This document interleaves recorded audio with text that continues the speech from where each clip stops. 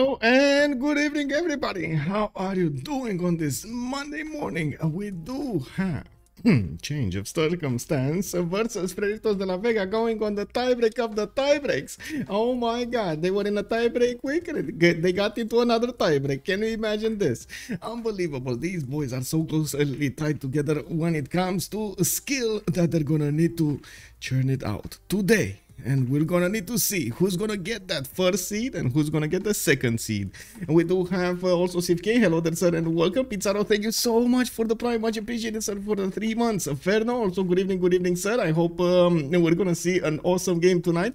Moonstrath, also good evening, sir, and thank you so much also for your prime. All Triangle, hello there, sir, and good evening. Tantorius, good day, sir, and welcome to the stream. I did also notice we do have Heinig Dave with snatching that first promotion. Getting on top of the hill. Good morning, sir, and welcome. I hope you have your coffee ready and your popcorn on the right side. Let's go. I do also want to say, oh my god, this lobby is starting to get bigger, and let's actually switch around over here. There we go. Sprig was asking me if I should swap. Let's go. We do have the boys in, and I do have to say it's fine with the 0 MSs.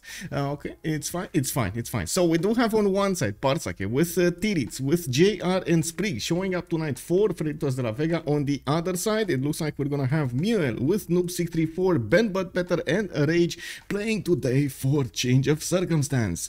On the previous games, in the first game, we did have what was it, 7 seeds. They did play on the 7 seeds, and Freritos de la Vega was overwhelmed by change of circumstance when it comes to the timing attacks. There were multiple attacks going on the map over there, and at some point they said, okay, we had enough. There was one thing on that 7 Seas map with Gran Colombia being chosen and spawning on an island setting. He was about to be taken over by England, if I'm not mistaken, coming against him with, of course, those powerful boats. Now, we did have also in the second game Pangea standard ridges this time, where Freritos de la Vega did manage to get to nukes and almost drop those nukes on their opponents. We did have Ben trying to get a culture victory with Pericles. Unfortunately, he was just not there in time. He didn't have the best of spawns, but he did try his best to get that culture victory for his team. Other than that, it looks like we're going into the map pool choices, and we're gonna have 5 maps for today. The previous maps that I mentioned were not gonna be allowed to be played, so we're gonna have a choice for them between Inland Sea, Primordial, Pangea, Classic Ridges, Highlands, and continents and islands. It looks like we will have a choice between Primordial and Pangea Classic Ridges. It will be Pangea Classic Ridges. We got it. Ferno, it's not it, bro. It's not it. It looks like they went for Pangea Classic Ridges. Okay. So it looks like on the Pangea Classic Ridges, we're gonna have those mountains spawning randomly across the map and not according to the continent splits. We're going to need to see how the players will try to make that those attacks against their opponents. We're probably going to see a much earlier timing when it comes to attacking their opponents on this, because of course on the standard ridges you do get a decent amount of actually chokes with the mountains. Also, good and up and justice. Hello there, sir. Linda, hello there, ma'am. How are you doing? Pre-game bans. Give me a second so I can actually paste them. There we go. Pre-game bans: Chandra Gupta, Kupe, Khmer, and Sweden.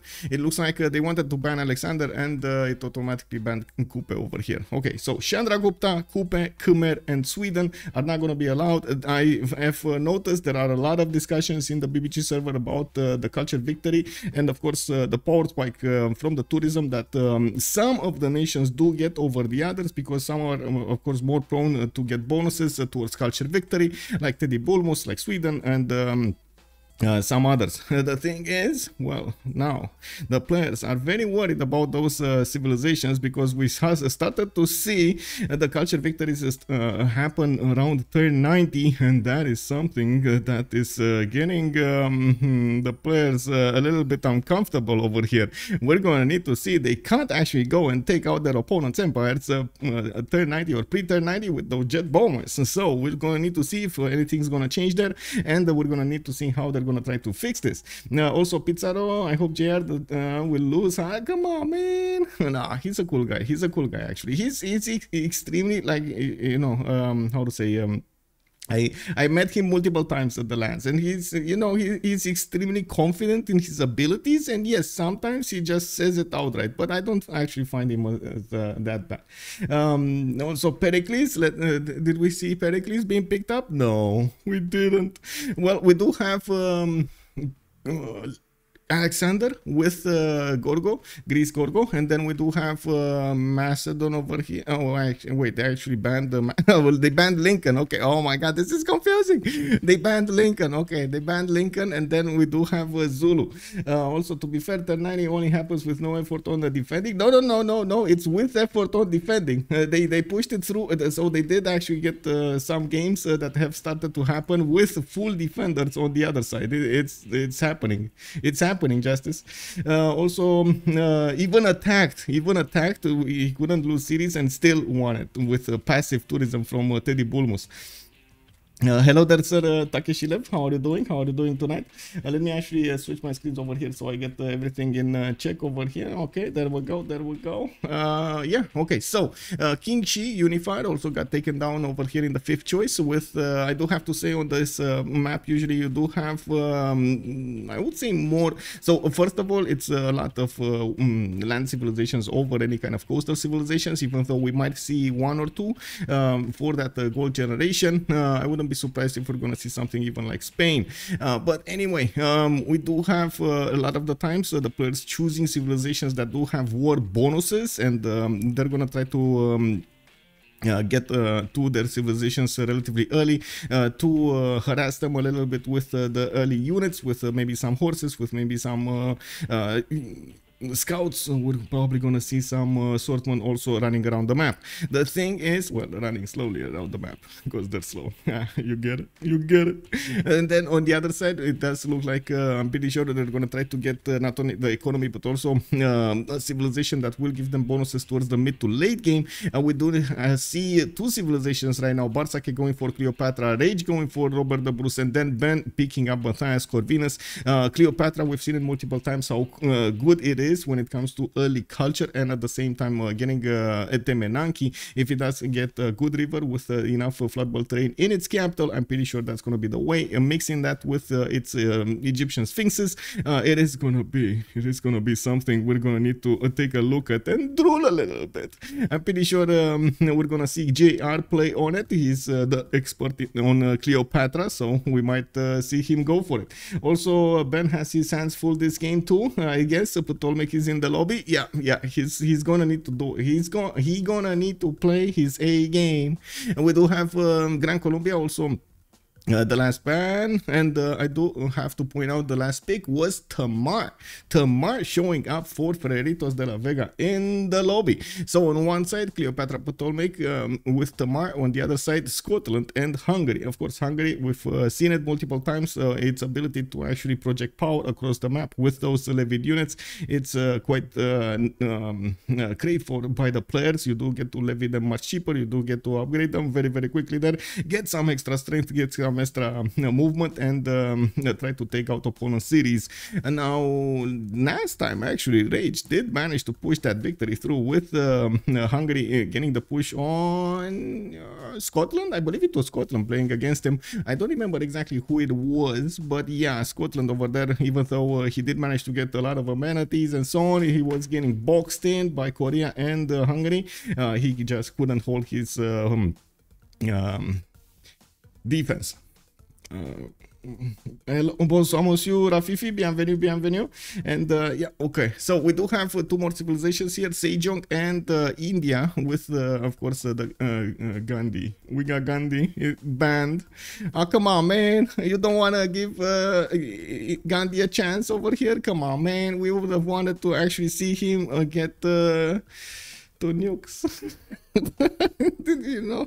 Nuke a Gandhi over here. Come on, man. Yeah, no more Gandhi nukes. Come on. I mean, you know, they should actually make an ability. When you get Gandhi, you get immediately 5 nukes or something, and the ability to shoot them with scouts. You just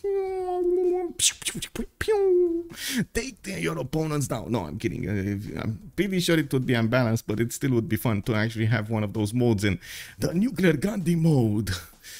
We do have also Cleopatra taken away as an option. Interesting that they actually took Cleopatra down over here, with Scythia coming up as the last one. So Alexander, Lincoln, Greece, Gorgo. We do have Zulu with King Shi Unifier, with Gran Columbia, Sejong, Gandhi, Cleopatra, not Ptolemy, Cleopatra Egyptian, the betrayer of the Julius Caesar. And then we do have Scythia as the last one. Well, Noob 64 is going to go for a comfort pick over here, a strong pick as well. Trajan is one of the most flexible civilizations in the games, and we've seen it multiple times how powerful it is. And we do have JR and Sprig that need to finish their picks for Freritos de la Vega, and slowly we're getting in. Let me actually take a look if I did get everything going over here. I hope I did get everything going. We do have two other casters in the game.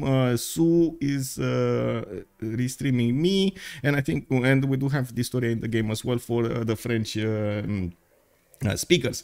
Also, Thandorios, why is Sweden pre-banned? Nobody picks her ever. It's the new patch that gives you a lot of bonuses towards tourism, and Sweden already was tourism heavy anyway, and it did have the ability to go for a Diplo victory, acquiring a lot of Diplo favor when it recruits great people, and all in all, it actually makes it a very, very dangerous civilization when it comes to the tourism victory, I should say the culture victory. Andiro, bonsoir monsieur, bienvenue, good evening sir, good evening. Why are they banning Egypt Cleopatra again? I don't know. I mean, I would have expected, honestly, Ptolmeic to be banned, especially after they do know that JR really likes Ptolmeic and plays it a lot of the times. I was definitely expecting it to not be a part of the lobby. But anyway, we do have two war civs being picked up over here. JR going for Montezuma. Sprig is going to go for Catherine de Medici, the Black Queen, with Mir needing to pick up the last civ. I do have to point out over here, they do have Robert the Bus, Matthias Corvinus and Rome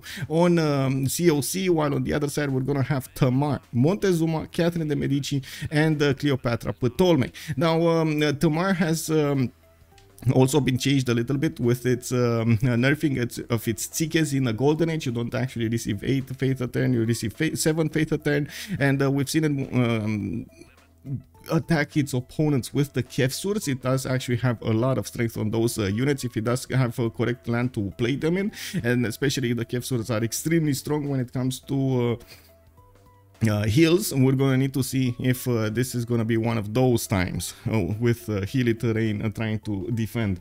Xtapa, hello there sir, is a magnificence really good now for culture victory? It's, I would say good, I wouldn't say really good. It did get a big buff when it comes to its culture requirement, getting the culture from its improved resources, and you do get some bonuses towards the chateau next to those resources. So all in all, it's a good civ, but still Catherine de Medici is much more powerful when it comes to applying power against your opponents. You do get the extra strength from the diplomatic visibility directly from the beginning with 1 extra level of diplo, and you do get a free spy at castles and so on and so forth. You can actually keep putting more bonuses on your diplo against your opponents. Now, the last civ will be a war civ. We got Nader Shah coming up over here. This is the persona that was introduced recently with the leader pass. Well, I say recently, but it's like 3 months ago, with the +5 combat strength against defensible districts and full health units. You do get the science from your trade routes instead of the culture from the trade routes. You still benefit from the immortal, which also got nerfed. It lost an extra +3 from its base strength, not the +3 on attack, which I actually thought it lost at the beginning when I read through those notes. Maybe, I don't know, I got confused over there. Firas, hey, bonsoir, monsieur, bienvenue. And indeed, it's been a long time. How have you been doing, sir? Oh my god, hello there sir. Now we do have them actually starting to get this going. I do want to quickly take a quick peek on my sound settings because it looks like I'm not hitting the lobby. Give me a second. There we go. I hope now I'm, yeah, there we go. Now I'm hitting the lobby. I do want to quickly double check if we have any 0 MSers so we don't enter any problems. Okay, it should be fine. And yeah, Benji is AFK. Okay, well, I hope he's gonna come back. He's probably, you know, getting ready right now, looking at the mirrors, throwing water into his face over the and making getting some workout done. He's getting ready. He's getting ready. That's his last moves over there. His last moments before entering the game. Man, he needs to get ready for this game, because I'm pretty sure both of these teams are extremely competitive, and they do want to get a win over against each other. I do have to say they met each other for quite a few times in the previous seasons as well. Didn't they actually play the last finals, with Freritos de la Vega managing to get the victory in the end? But still, change of circumstance did put up quite a fight over there against them. Okay, let's wait over here just a few seconds, and we're gonna get in. Let's go. I think at some point, if the game goes longer, I'm definitely going to need another coffee. I gotta say, I've had quite a, I would say, a long weekend, and today I actually tried to catch up with some other work for YouTube, for stuff like that. And then at some point, I was like at 5 p.m. my time, I was like, oh, you know what, I'm just gonna go to bed for like an hour. 1 hour turned into 2 hours, 2 hours turned into two and a half hours, and then my phone started beep, beep, beep, beep, beep. I was like, no, oh my God, let's go. Wake up, man. It's time to wake up. Let's go. Yeah, so I did try to get everything going so we can be ready at the correct time. Of course, getting the map bands, getting the coin flips for them to get ready over here. And now we're counting down. 5, 4, 3, 2, 1, and let's go. Let's actually put up the prediction for so first of all, it's going to be Pangea Classic Ridges. Not many people actually predicted this, but somebody's going to get something. And then we do have to put up the prediction for how many remaps we will have. They do have 2 tokens available for them, each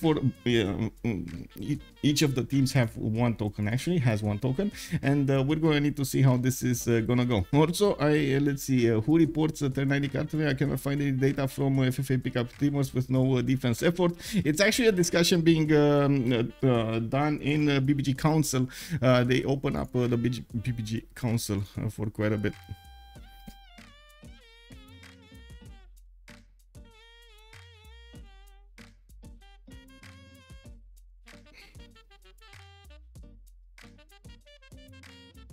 Okay, we got also the first locking of best of 3 series from the playoffs, so we could have 2 of the series started their channels with other 2 series waiting for this game to finish, so we get to know exactly what's going on over there.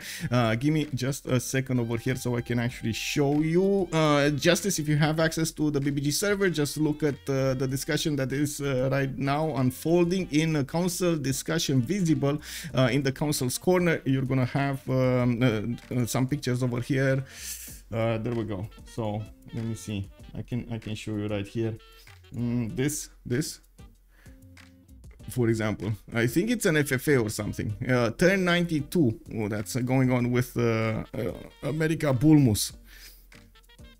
Okay, there we go. So we're coming back to the game. Let's actually take a look at our eggs over here and take care of our stuff. We do have JR on the west side with Peninsula settle. Actually, he's gonna have Rome to fight with. Ben but better versus, I mean, this is the best matchup ever, right? We got Egypt on one side, JR, and then holding the choke, it is gonna be Ben with the legions trying to go. This is good. Egypt versus Rome, amazing. We do have by the looks of it, JR also benefiting from a decent amount of floodable terrain. I gotta say, he did move on the copper tile to the northwest, and by the looks of it, he's also gonna have a decent amount of fresh water from the east side, a lake in the south with a wonder, fountain of youth. He's also gonna have a few coastals that he's gonna get to get going. I gotta say, I'm a bit surprised surprised he did actually move on that copper tile, but he's still gonna have the fresh water from the river and a decent amount of floodable terrain tiles. 2, 4, 6, 8, 9 tiles that he's gonna get to benefit from. -1 from Temenaki, and maybe he's gonna put some districts, and that's one of the things that we're gonna need to keep on watching if they do keep this map. If they keep this map, because that's the thing, right? If they keep this map. Also, I feel like I have seen these Civs before. Yes, indeed, sir. Access, good evening, sir. Good evening. Now we do need to take a look at Rome. Looks like next to him, Ben But Better is gonna have a 2-2 base underneath his settle. We do have some mountains. He's also gonna be with an ally to the southeast, Mioel, and nobody to his northeast. There's gonna be a decent amount of land for him to develop his empire before he's gonna go on the offense against his opponent. Might want to stay away from the coast, and of course he does have the fresh water from the lake on the east with the rivers to the northeast. I do have to point out with the mountains to the south, maybe he's gonna get some good campuses. I do see a +3, a possible +3 here, a +6, but is well, we're gonna need to see his choices. Early choices are definitely gonna make quite a bit of an impact if he's gonna go against Egypt much faster or not. Okay, so it looks like Raketet did actually settle on the floodable terrain tile. He might have moved actually from this 2 food tile on the copper to have the extra vision, and then move to the south. I guess that's what happened over here. Anyway, we do have next up Nader Shah with the city of Mashhad on a lake setting. He's gonna have a 3-2 banana to get the extra food. Does look like he's also gonna be lacking a few 2-2s if he doesn't go immediately for his animal husbanding, so he can actually get the horses 2-2s and of course improvements for them. Getting a scout out quickly so he can discover the land, and I do also notice he's gonna have to the east side Bartsake to fight. Oh my god, this is a fight on the floodable terrain tiles. This might be a bit of a cause for ruckus over here between him and Bartsake. Well, we do have the Eagle Warrior of Bartsake going directly to the city of Persia. And by the looks of it, oh no, he actually moved to the north. He's fine. He's actually going to discover La Venta, and he might actually get to take away some of the builders over there, converting the warriors with his Eagle Warrior into builders. We do have Tenochtitlan with also a 2-2 base. I do also notice he's gonna have extra food from the rice tile, which he might actually couple with the 1-3 tile over here and try to get bigger and stronger faster. We do have him with a decent amount of rivers, but I gotta say this city of Valletta does put a few wrenches into his spawn locations. It is what it is, man. It is what it is. They threw the dice, and now we're gonna need to see how he's gonna work. There's no continent split for Aztec by the looks of it. He's actually gonna need to work quite a bit to get his cities on the east side through the desert over here, through Gobustan, and try to get into the tundra to get another wave of amenities. Actually, if he does put a city over here, he can get 3 extra amenities on his bonus. Very nice, actually. Not easy to acquire, but 3 extra damage is 3 extra damage. And we do have Tbilisi also over here. Tamar did spawn in the middle of the map to the north of his ally Bartsake, and by the looks of it, he's not going to be quite close to the mountains, and he could have had actually a noble leaf settle. He chose to go for the 2-2 base with other 2-2s around him, getting a settler in 3 turns, and we do see him relatively far away from an opponent. He does have France to the southeast. That's going to be an ally, and to the east side, very far away, it's going to be Hungary. Actually, Hungary is quite far away. He's Hungary over here is probably going to try to use those city-states to get some damage in. I gotta say, I'm actually curious of the religion that Georgia is gonna choose, if he's actually gonna try to go the papal primacy or go for something else instead of that, or even if he's gonna go for a religion, since we've seen this played out in previous games with no religion Tamar, just carrying the faith from his Titiits. Also, we got a primer, Ishan, Ish 4 and 2. Thank you so much for the prime, sir. Thank you. Good evening. Now we do have Tbilisi pumping that settler in one turn, and we're going to need to see where is he actually going to plan out his next cities. I'm pretty sure west and east are going to be good options, both of them. And the thing that I wanted to get to is, are we going to actually see a competition when it comes to holding city-states between Hungary and Tamar? This is something that I definitely want to check out later on. We do have 2-1 Amber tile in the city of Buda, with him benefiting from 3 tiles with the Pearl of the Danube bonus. He does have an extra city that he could settle to the north next to that geothermal, but unfortunately there aren't any 2-2s around that city center. Now we do have him also with a decent amount of rivers to get going. I would say actually this one to the south might be the best choice that he could make over here, with the fertiles, with the 3-2-1s, and some bananas to improve, some horses in between, and of course 2 tiles for the Pearl of the Danube bonus. Also this one, rice tile, southwest, would be available after that. Very nice, very nice. And yeah, there we go, he's going south. Now we do have him pumping out another settler in 6. We're turn 9. We're very close to actually seeing if the players are going to keep this map or not. There's going to be a pause at turn 9. We're going to have them making a vote, and they do have 1 minute to see their decision go through. We do have a settler coming out from the city of Paris, and I do see he has a continent split. He actually wanted to settle the eastern continent, which does mean he's going to have extra damage against... oh no, he's not. Oh my god, this continent split. I mean, he's going to have extra damage on the green continent. I'm not so sure. We do have extra damage over here on the east side. Hey, anonymous gifter walks in and drops a sub over here for Ferno. Thank you so much, anonymous gifter, and of course welcome to the stream, Ferno. Welcome to the dreamers. Good evening, good abend, Fabios. How are you doing, sir? France knows where is Hungary, the river.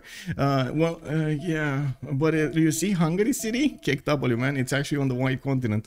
Let's actually see Scotland's on really quickly. We do have him with a reef fish, a coastal settle, and by looks of it, he's going to have the fresh water from the lake. He does have a few 2-2s to work, and I do see him actually sending a settler to the north. I'm a bit confused about this choice, because I think it would have been a little bit better to go actually northwest over here to get next to the mountains and try to benefit from multiple 2-2s. Here he's not gonna have that many 2-2s. Maybe he thought might as well actually do this. Did they see actually?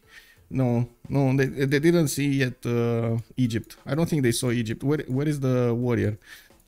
Come on, man. There was a warrior over here from Rome. Okay, he's here. So they know there might be Egypt next to the coast. So they might actually try to get some naval attacks against him. Anyway, how many remaps are already done? 0. We don't know. We don't know. Okay, Ben is saying that in like 90 minutes he's gonna... Oh my god, they both used the remap token. This is the first remap. They both used it. Oh my god, this is a tiebreaker of the tiebreaker, Gobar Dragon. Good evening, sir. Yes, we are in the tiebreaker week, or we have been in the tiebreaker week actually last week. This is the last game of that particular phase in the Season 8 CWC. And these boys managed to win against each other 1 time. So now they're tie-breaking the tie-break. Basically, we're gonna need to see who's gonna win, who's gonna get that first... a seed over here. Scottish capital who we built. We're going to need to check that out. And yes, which capital? Which capital? I'm surprised Bartsake isn't playing gold to replicate his now famous destruction of the potato. Oh, okay. Oh my god, you saw the movie? How did you like the movie of Ottawa Welshman? Pretty good, eh? Pretty good. Really a best of 5 between the two teams. Okay. Yeah, hello there, Bakagai 15. Hello there, sir. Sterling, of course, such a perfect way city. Yeah, indeed it was. Indeed it was.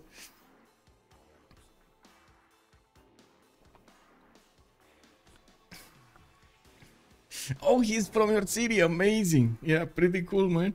Wait, what is this? What is this map? Why does this map look like an animal? Okay, what animal is this? Or insect? What animal or insect is this, guys? It has like two legs over here, 2 tiny legs. What is this? How many games are played today? One. Only one.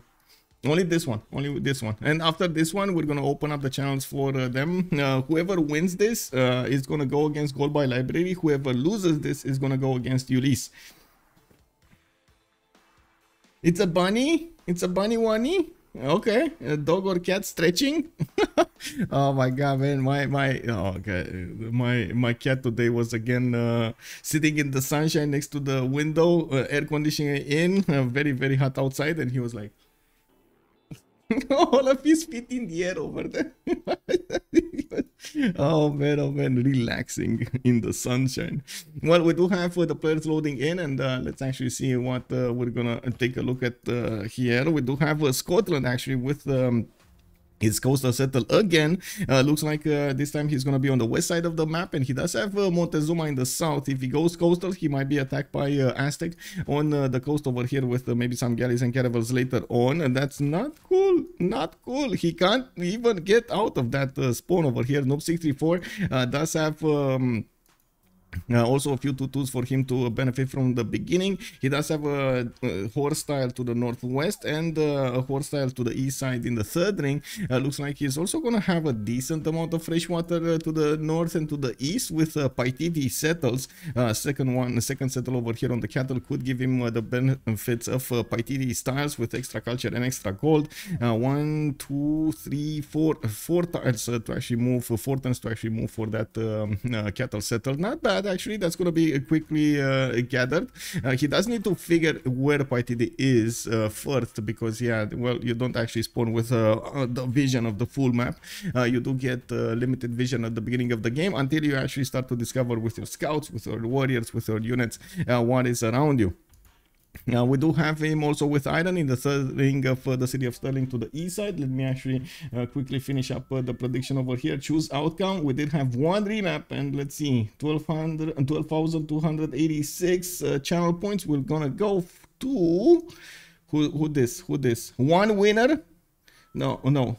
Is it one winner? No, it's Sir Kells and 4 others. It doesn't actually give me who, but yeah, there we go. We got 5 voters over here getting some points. Let's go. Plus. Titiits and Uluru. Yes, Uluru settle possible. Actually, Petra city over here. Not bad actually to get that. If he does manage to get that, because that's going to be quite far away. And construction project over here. That's going to be tough to actually acquire. We do have Tenochtitlan with reef fish tiles in the capital, and I do see he's getting a scout out. He doesn't have a continent split or easy to get to other amenities, and by the looks of it, he's gonna need to make do with what he has. He has olive, he has whales, so 2 amenities. I do see fertile to the north, actually 2 fertiles in the same city. Oh my god, this is so cool actually as a second city. Getting closer to Sterling with the powerful production bonuses. Okay, that's gonna be his third, fourth truffle tile, and the 5th an ivory tile over here. Okay, not bad, especially when you're talking about galleys at the beginning. All of these extra bonuses do matter quite a bit if he does manage to improve them quickly. We do have him getting some scouts out, and looks like he popped a hut or something. He's gonna get the scouts to the north, and now working on his second settler. Now we do need to see where is he actually gonna settle first. Actually, looking at this, he might actually settle the 1-2, buy out the 2-3-1 ivory tile or the 2-3-1 fertile, and just get a massive city over here.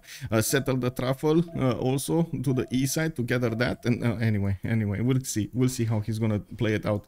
He does have access to iron in the third ring of Tenochtitlan, and I do see horses are also gonna be third ring, quite expensive actually, both strategic resources in the south of Tenochtitlan. Where he's gonna get it. Doesn't have a lot of land to benefit from in the south though. That's a bit unfortunate. It is what it is. He's only gonna get maybe 1 or 2 cities over here, and I would really recommend the city on the olive. Easy to get. He would get a few tutus to work, and of course some reef tiles to get some extra adjacency towards his campus, not to mention get the immediate bonus of his extra damage from the amenity. We do have Tamar also to the northeast. Georgia is being played by Titiits, and we do have him with only one tile for the Pearl of the Danube bonus to the southwest. He does have a fertile here as a 3-2-1. He is working a 2-3-1 ivory tile, and I do see he also is benefiting from 3 scouts at the moment with a warrior. He's starting to quickly expand his vision over the map, so he gets gets to plan out his next series much better. Also, and you know, quite a spawn for Bart this time. Yes, indeed, plus plus. Xtapa, they both did. Oh wait, Lumonpad, hello there, sir. Is that technical on Aztec? Looks kind of close. No, it's not. It's not technical. You can actually get multiple cities here. I think like 5 cities close adjacent to Tenochtitlan. Like 1, 2, 3, 4. Anyway, but yeah, interesting. Guernaroth, good evening, sir. How are you doing? Bonsoir, monsieur. Bienvenue, bienvenue. We did have both teams actually doing the remap. Yes, Pearl of the Danube on Georgia. Only 1 tile for the Pearl of the Danube. I'm pretty sure he's gonna want to get a settle over here next to or that olive tile. So he's gonna have that second city with extra 3 tiles for the Pearl of the Danube, and he does have this eastern side next to the ivory, or right on the ivory, because that's kind of a bad tile to work anyway to actually get the bonuses going. Good river network for him. He's far away from his opponents. He gets to sim a little bit more. He does also have the opportunity to go and expand to the west side, try to put more pressure on Scotland at the same time as Montezuma. Now we did see the players frown when you're talking about 2 versus 1s that don't guarantee them the win quickly enough, and they do try to let the 1 versus 1s happen over the map, so they do manage to get the sim going. They do manage to develop their empires and not get locked into a war they cannot win easily for a prolonged amount of time, I would say. We do have also Buddha. Oh, wait. I don't know why I talked about Pearl of the Danube bonus. I don't know what I talked about. I don't know. In my mind, for some reason, Pearl of the Danube was here. Oh my god, cake W, man. I told you I need more coffee. We do have, Tbilisi doesn't have Pearl of the Danube. I'm gonna have to blush over here a little bit. It's actually Hungary. Now that we got to Hungary, I was thinking of the Pearl of the Danube bonus. It is what it is, man. Sometimes, you know, my mind gets confused. It is what it is. Tbilisi over here, yes, he doesn't care about Pearl of the Danube bonus. Of course doesn't care for some reason. He's gonna get his stick. Yes, he's gonna get his faith from the how to say, faith from the walls. He's gonna get his extra defenses going, Kiev source, and looking at the land over here, if we're gonna see Scotland actually get cities to the east side, there are tiles actually that don't actually give you that hill advantage. It is what it is. Wait, Scotland is up top. No, Scotland is okay, sure. Yes, Cake W. Yes, yeah. Bex, bon dia, monsieur, bon dia. Also, anonymous gifter, thank you so much for the gifts over here. Much appreciated, sir. We got Civ6 2 months in a row. Thank you so much. Anyway, we do have Buddha this time with 3 tiles of the Pearl of the Danube bonus. This is correct. He does have your 70 to the east side, and he does have a continent split. You can see the geothermals over here to the north and the south. I do see him also benefiting from his 2-2 base with 3-1 fertile to the west side. Actually, 2 camps can be built over here on his, I should say, improved with the 2 furs. I'm pretty sure he's also gonna get his campuses really close to his city center, so he benefits not only from the Pearl of the Danube, for example, over here on the wheat tile, but also some adjacency from his geothermal. He does have decent fresh water with all of these rivers to the south, to the west, to the east, and I do also notice we do have some mountains scattered around for some extra bonuses of adjacency. It feels like Aztec only objective is to derail Scotland. Yes, that's probably what's gonna happen here. They met each other, and I'm pretty sure this is gonna go down. This is gonna go down, and he might not like this. Yes, there we go. City of Korea actually settled on the olive tile. Oh my god, Vega, man. I guess I need to how do you call it?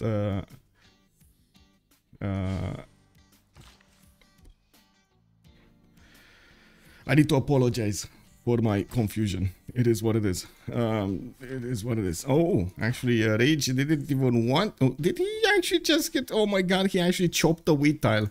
Okay, let's see. In the tech side, he is Rage going for currency, so he already has the campus available for him to put down. Looks like he's working on his settler in 110. Yosemite is also on the east side, and he's getting that settler over there. Looks like he's gonna settle right on it. Looks he doesn't want to take the chance of settling coast. No, he does. Okay, so he's gonna get extra gold, extra size from these tiles. A 3322 available for him to use, and from what I do see, of course, he does have some resources, but to be honest, not a lot of production on these tiles. His city center is gonna have production. That extra tile over here to the south of Yosemite is gonna have production. Other than that, it's a bit underwhelming.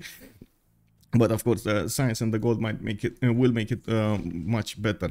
We do have, in terms of resources, it looks like in the city of Pura, horses to the top left part over there in the third ring, and iron tile to the southeast. We do have him benefiting from both strategics, but unfortunately they're quite far away. He might actually need to get some cities over there closer to the iron tiles to benefit from. Now, I gotta say, he has a lot of camps. 1, 2, 3, 4, 5 camps. 6, 7 that he might actually get to, and it's still a question where will actually Georgia go to. I'm pretty sure there we go, we got Scotland settling on Paititi, and by the looks of it, we do have there we go, Aztec going to the north with his first settler. I'm very curious if he's gonna settle in place or if he's gonna go that one tile further to get the ivory tile. Might want to block how to say, might want to block that tile from Scotland. We'll see.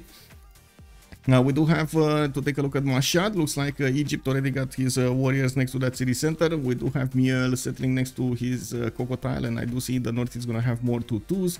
He does have a 2-2 base underneath with a 1-3-1 gypsum tile. I do see a settler coming up in 3 turns, and he's going to get another possible city over here on the eastern side of that river. That's going to put him quite closer to Egypt without the river defense on that side. And of course, we do need to see how he's going to manage to keep up with his stats against Egypt. It might be a bit hard for him to actually keep up with Big JR over here. Now, good thing is he does also have Rome to the north to actually help him out against Egypt, and we do need to see if this is going to turn into a 2 versus 1 between them. We do have Mashhad also benefiting from an iron in the second ring. I do see his horses are going to be third ring to the east side, and he did actually cross the river on the city for the city of Susa to settle on a cattle tile to benefit from the extra food from the beginning of the city placement. We do have Iwunu getting Etemenanki over here. Looks like his EJR is going to want to get it into the second city, not the first one. He did get a second settler being built over here in 2 turns, and looks like he does have a decent amount of sheep tiles to improve. He does also have an iron tile in the capital city with horse tiles to the northeast. Avetuni, hello there sir, and welcome. Egypt could use some help from France in keeping Rome occupied. Yes, and we're going to need to see if that's actually going to be an option over here. Sprig is not that close, but not far away either. It kind of depends where he's going to settle his cities. Now, Iwunu does benefit from 1-3 tiles and 3-1 wine tiles, growing faster, and underneath his center, you do see it's 3-1-3-1 with a cotton tile over there. Not only he got the amenity, but also he got the gold, he got the culture. Avetuni, thank you so much for the follow, sir, and welcome to the stream. Oh my god, guys, we're getting very close to 6,500 followers. We're getting there. 8 more followers and we're there. Countdown. Tick tock, 6,500. Gansy Anthony, also hello there, sir. How are you doing? Let's see. Scotland is on another continent. He can unneedle himself if he wins. Also, Linda is saying that Buddha with a nice setup for a +4 commercial and +3 campus with OP in the middle, with Gavron Plaza in the middle. I mean, all with a Hungary bonus. Yes, indeed. Now we do have Egypt over here with horses in the third ring, and we do need to move on further towards Rome. Let's actually see what's going on. Looks like JR is going to want to stop this from happening. Oh, 7. We're 7 followers away from 6,500. Can we get it tonight? Oh my god. Oh my god.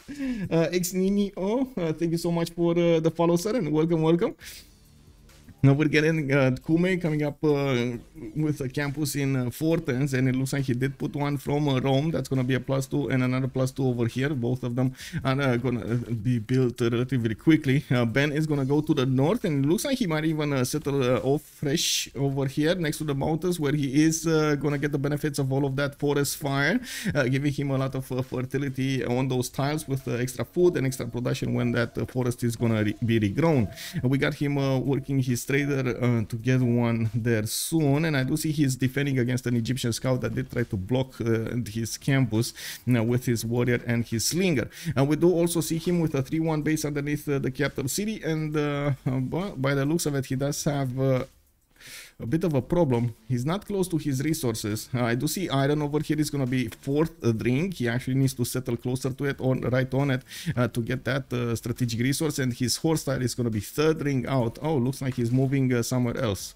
Okay, he's moving somewhere else. Okay. He's going for the wheat tile. Okay, so he is going freshwater. Okay, that's I think a little bit better. 1, 2, 3, 4, 5, 6 to settle. Okay, not bad. It can definitely settle another city over here next to that iron on the iron tile to get a 2-2 base. Unfortunately, he does need to buy out a lot of tiles if he does this, and gold might be at a premium. We do need to see how much gold per turn they're going to start to acquire, because well, we don't have extremely gold heavy civilizations available for them to use. Okay, where are galleys coming out? That's what I want to see. Noob just got his sailing. We do have Bartsake already going for celestial navigation, and we're gonna take a look what's going on over here in the yields tab. I do have to say Noob 64 is 5 science with 3 culture, while Bartsake is 6 and 5. Interesting that he didn't actually get this 2-1-2 tile. He definitely needs to spend the gold to get that. He's not working very good tiles over here, and the extra culture will put him much closer to Bartsake. And when you're talking about wars on the coast, it's extremely important to get to political philosophy for oligarchy. That extra +4 might make the difference between your boats withstanding damage and your boats dying. Now let's take a look at France. He does already have a pantheon, fertility rights for him, and of course Sprig over here is gonna get the benefits of a free builder with extra food on his cattle tile, maize tiles, wheat tiles, and rice tiles. I do also notice he already settled his 3 cities, Bordeaux on an amenity on a cotton tile to the south of Paris, and I do see Amboise is gonna have a 2-1 settle. Wait, that's ivory? No, gypsum. Okay, that's a gypsum tile over here for him. He does benefit from bananas, 3 2s, and of course multiple settles that still can be done over here to the southeast and to the northwest. He's opening up with encampments. This means war. I'm pretty sure he's gonna want to get his generals going quickly, and it does look like they're not fooling around, guys. They're definitely not fooling around here. Should I get my alt to follow? Wait, you have an alt on wow, you have Twitch alts. Is that where we're getting to? Twitch alts are getting to become the meta on Twitch? What? It may make more sense for Scotland to give up on the coast and make Aztec fight on land. Might be. It does look like Edinburgh has been set up over here off the coast, and he might just fight with Sterling, waiting for that caravel timing. And we're going to need to see if that's actually going to be Noob 64's choice. We do have 3 cities from Aztec that can pump out boats on the west side. That's going to be a lot of production being done over here. And yeah, there we go. But they did get that extra tile, and now we do have Noob 64 on 7 science with 8 culture. He did finish his campus a +2 next to that 3 fish tile, and he's getting the first galley out in the water. First galley is also coming out from Aztec, and we do have a god of the sea chosen by Aztec. I got my answer as well. He did actually settle on the first tile here with furs already improved. Okay. I mean, he's how much damage is he right now? +2. Yeah, +2. On France, we do have iron in the first ring of the city of Paris, and he did discover it with the encampments technology, bronze working. You do get the vision over your ivory tiles as well. Iron tiles as well. We do have also horse tiles in the 3rd ring, and already improved, and we might actually see him try to get quite a few horses to go against his opponent. I gotta mention he might actually use Anshan over here as a staging location to get attacks going against Rome, and there's there are quite a few rivers for him to go through, not to mention forests and rainforest and hills that he needs to cover to go to actually Rome. Might not be the easiest choice to go against Rome over here with units. Rage of Boom Carry, let's go. Also it may make more sense. Oh, I did read that. Give up cap, not sure. Yeah, I'm not sure either. We're gonna need to see how Noob 634 is gonna want to play this out. It looks like at the moment he's just trying to get some defenses going for himself, and by the looks of it, well, he might want to try to get out at some point. The thing is, there's nobody on the map from COC that can help him out, and I think a lot of this success of COC will rely on what happens on the inland, what happens between Rome, what happens between Rome and Egypt and Persia, not to mention what Hungary is going to do over here against his opponent. There is Nazca that, if discovered, Nazca might actually allow Hungary to get some units against Aztec and try to take over cities over here, or at least keep him busy in making him deploy armies to the south. But that's really unlikely. Nazca is probably not going to get soused and not going to get revealed, and unless you actually get the unit through these cities of Aztec, you can't really get to it to discover it. Did Rome steal the builder? Rome steal the builder? I don't think Rome stole. Wait, did Rome steal a builder? Where, in Niken? He stole it in Niken, or where? Or are you talking about Persia? Anyway, we do have to take a look at their pantheons. We're 1023, and the players, most of them did manage to get going. Looks like, yeah, he might have stole a builder here. We do have the cattle tile improved and pillaged, and it does look like that scout is still alive. It doesn't have a promotion though, but I think it can withstand another hit. No. Maybe next turn it should withstand another hit. It's gonna get the 45 bonus, an extra +3. Yeah. Oh no, he's maximally 45. I don't know. I guess I don't think he's gonna pop a heal. If he actually pillage, he's not gonna pop a heal. So yeah, he's probably gonna die. It is what it is. Now we do have to take a look at pantheons. Let's see. No pantheon here yet for Scotland. Interesting might just followed. Thank you so much for the follow, sir. 6 followers away from that 6,500 mark. Let's go. The road to 7,000. We do have Aztec with God of the Sea getting that extra production on his coastal resources. Very good tiles to use. Quite a bit of gold and a lot of production, not to mention food. He's gonna get his whales improved here in Ixtapaluca, making him benefit from 232 tiles. Very nice, very nice. He also has some horses to improve, and I do not notice any other resource over here on the coast that he might actually get an extra amenity from. Would have loved, I guess he would have loved some pearl tiles or something, amber and so on. Anyway, we do have Georgia city patron goddess for him. He did actually put up his holy site, so he is gonna go for religion from 2 cities. We got him getting his tickets out really quickly, and of course he also gets the extra shot from the city centers and the extra defense, 100 fortification health instead of 35 of the normal walls, and he's gonna start acquiring the faith alongside. He's already on 9 faith a turn at the moment without building a single holy site, and of course with only 2 walls. We do have him improving ivories, and I'm pretty sure he's gonna improve some other tiles in the meantime. He does have a builder with another charge available, and I gotta say he might actually want to improve his strategic resources. Quite expensive though, quite expensive. This might slow down their capabilities there. We do have Hungary also with 4 cities already, and he's spamming out as many of these commercials as he possibly can. He did improve the tiles next to Debrecen to get Yosemite's improve what's going. 15 signs with 6 culture at the moment for Hungary cities. He did even bypass the monuments in 2 of his cities at least. I think 3. Yeah, in all cities he bypassed building the monuments. He went directly for commercials. That's why he actually has only 6 culture with 4 cities count. We do have Magnus establishing fortins over there in the city of Bura and working those internals. He's actually quite close to his allies, and we do need to see what they're gonna try to do over here and how they're gonna try to use the city-states against their opponents.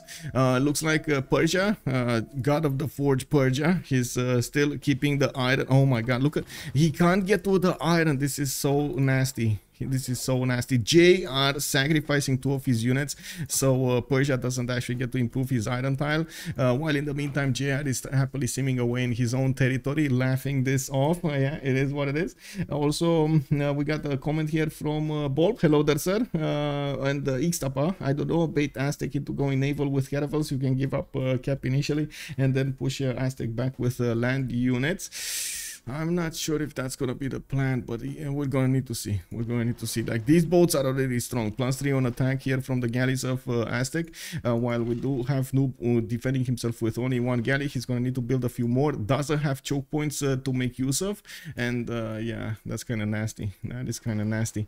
Anyway, coming back to what's going on over here, we do have Lady of the Ritzer Marshes chosen by Egypt. He did actually finish his Temenanki, and you can see all of that extra production activated here with Governor Liang in the city of Iunu.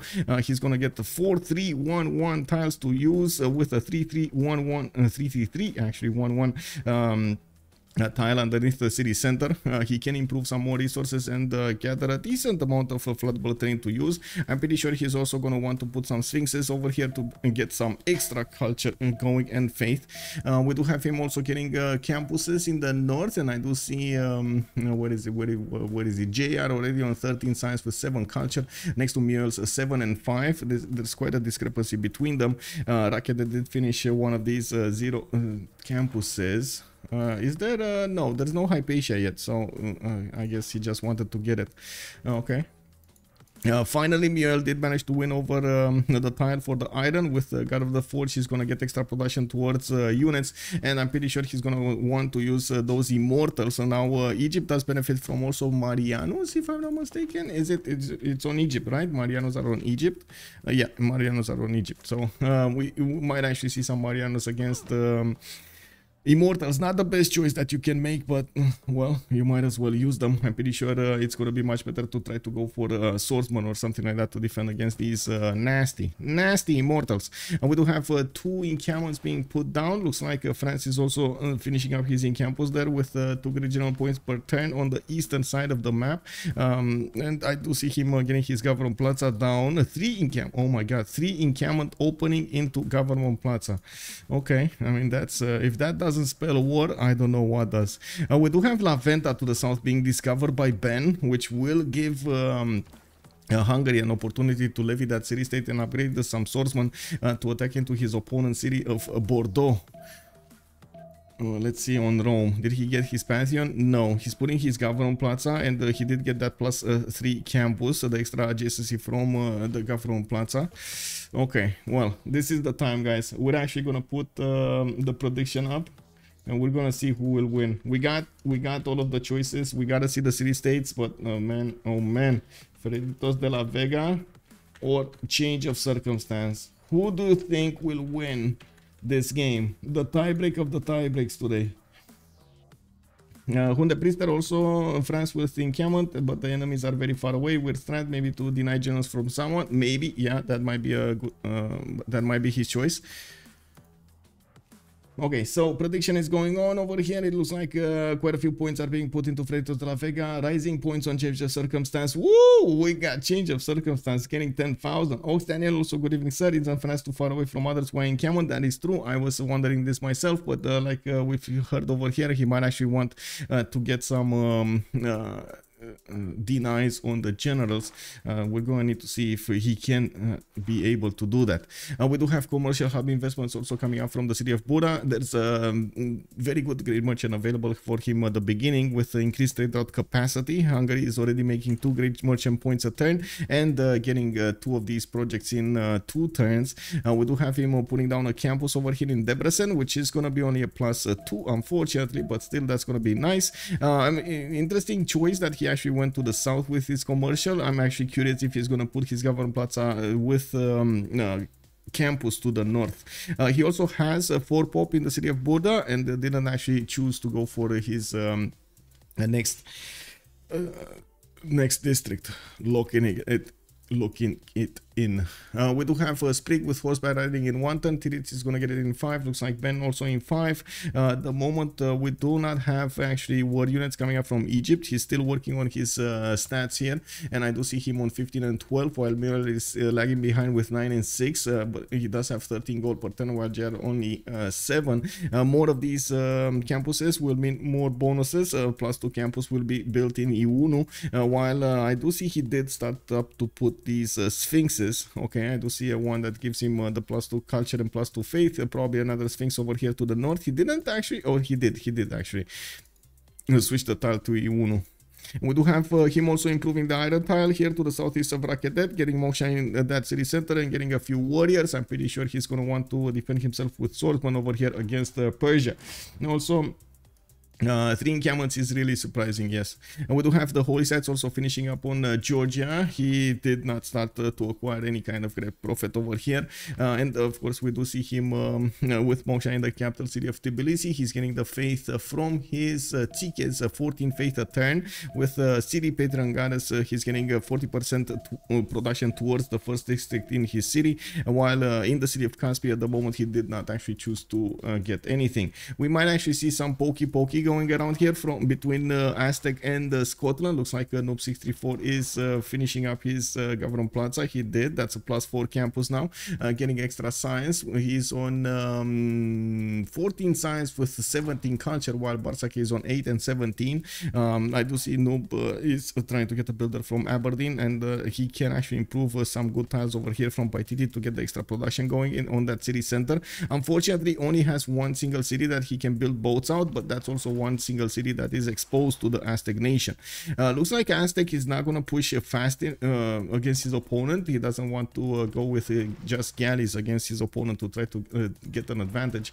We do have him getting Temple of Artemis in the city of Texcoco with multiple amenities that will be available. Another settler is coming up from Tenochtitlan in 5 turns, and I do see harbors being placed from multiple cities. Probably for general control, yes. Also Space VK, hello there sir, 3 encampments yield 2 discounts while 2 yield 1.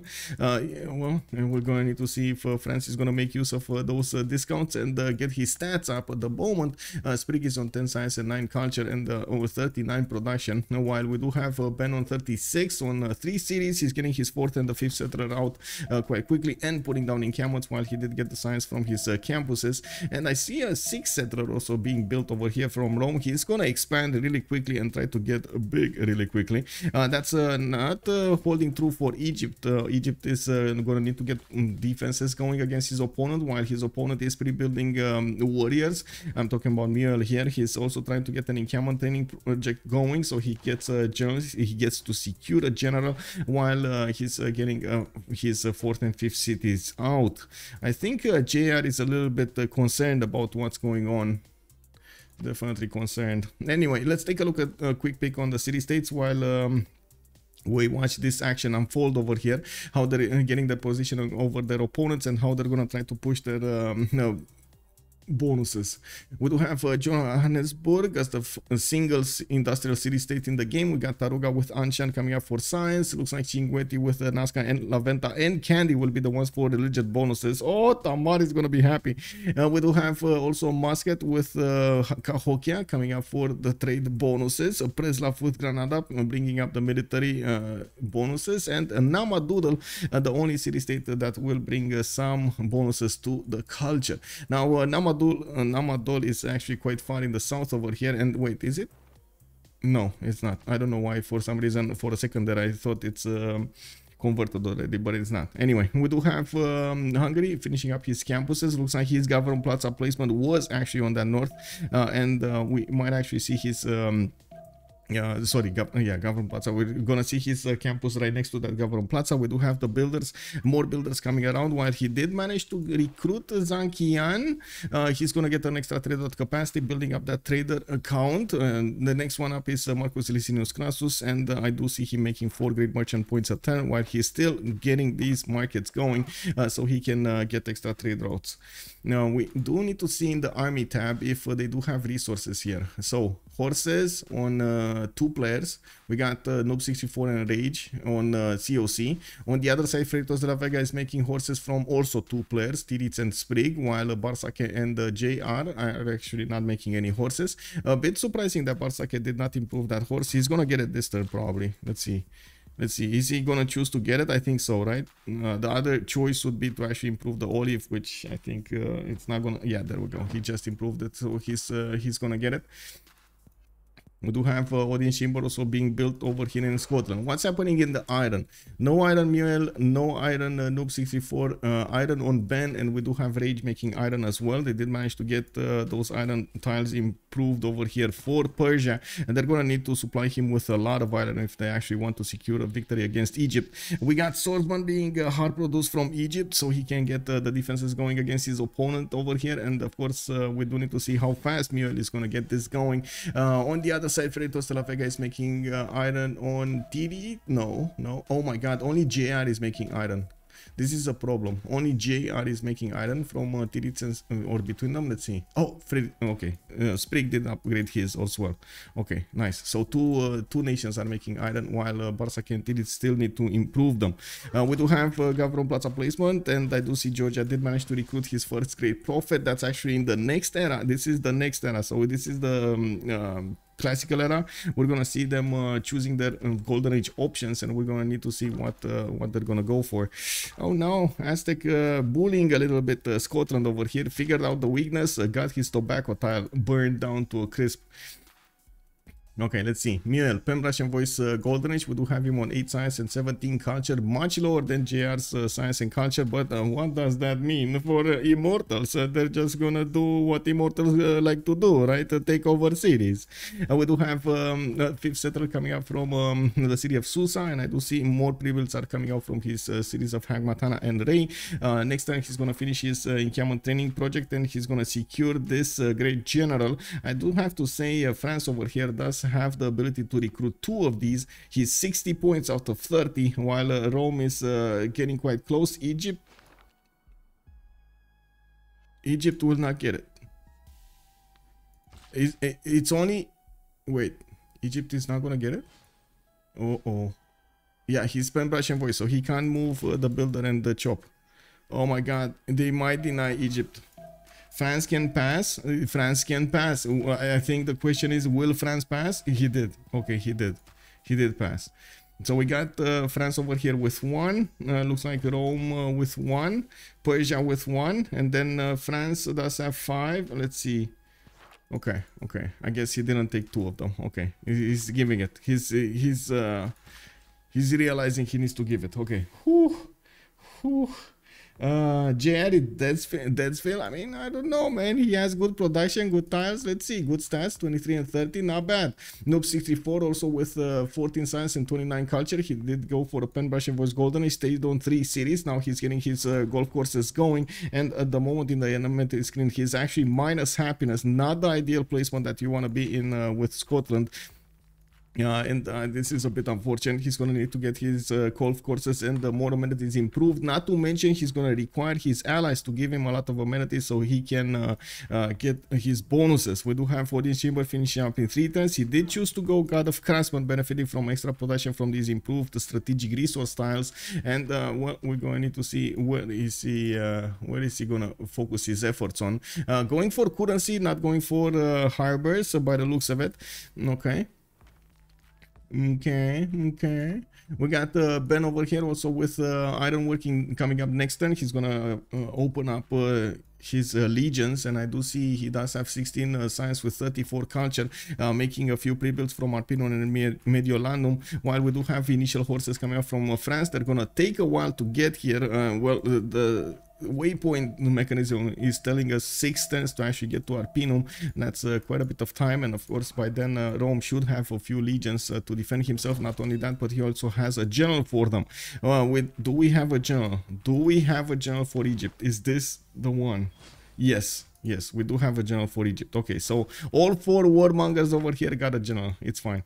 No, it's all good, guys. It's all good. Now we do have Ben also with God of War and Plunder. He's actually gonna get more people in the Great Merchant screen from those commercials, not to mention more generals from his encampments. Looks like he's working on a 4.6 points a turn, and he did put down 2 encampments. He's actually getting legions hard built from Arpinum, and as you see, going for Audience Chamber over there in Fortens from the city of Rome. The city of Arpinum does only have 1 single population, so he's not working a lot of tiles here. I mean, 1 tile.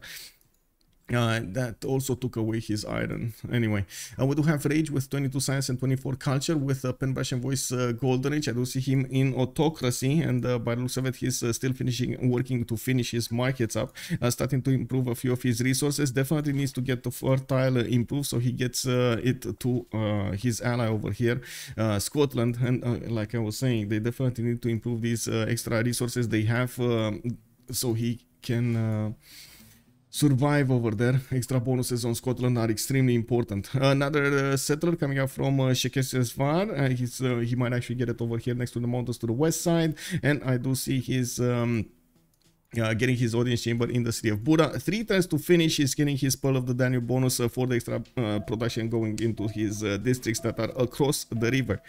Very nice. Very nice. Actually, did I say this tile does not benefit from the Pearl of the Danube bonus? Just saying. Only this tile. So he only wanted to prioritize getting his government plaza there. Okay. We do have Sprig with 14 science and 28 culture. Let's see. Ancestor Hall coming up on Paris. We do have settlers coming up from Amboise going for the 5th and for the 4th and the 5th. We do have him also attacking Anshan, and that's information that also Ben is going to be aware of really quickly here.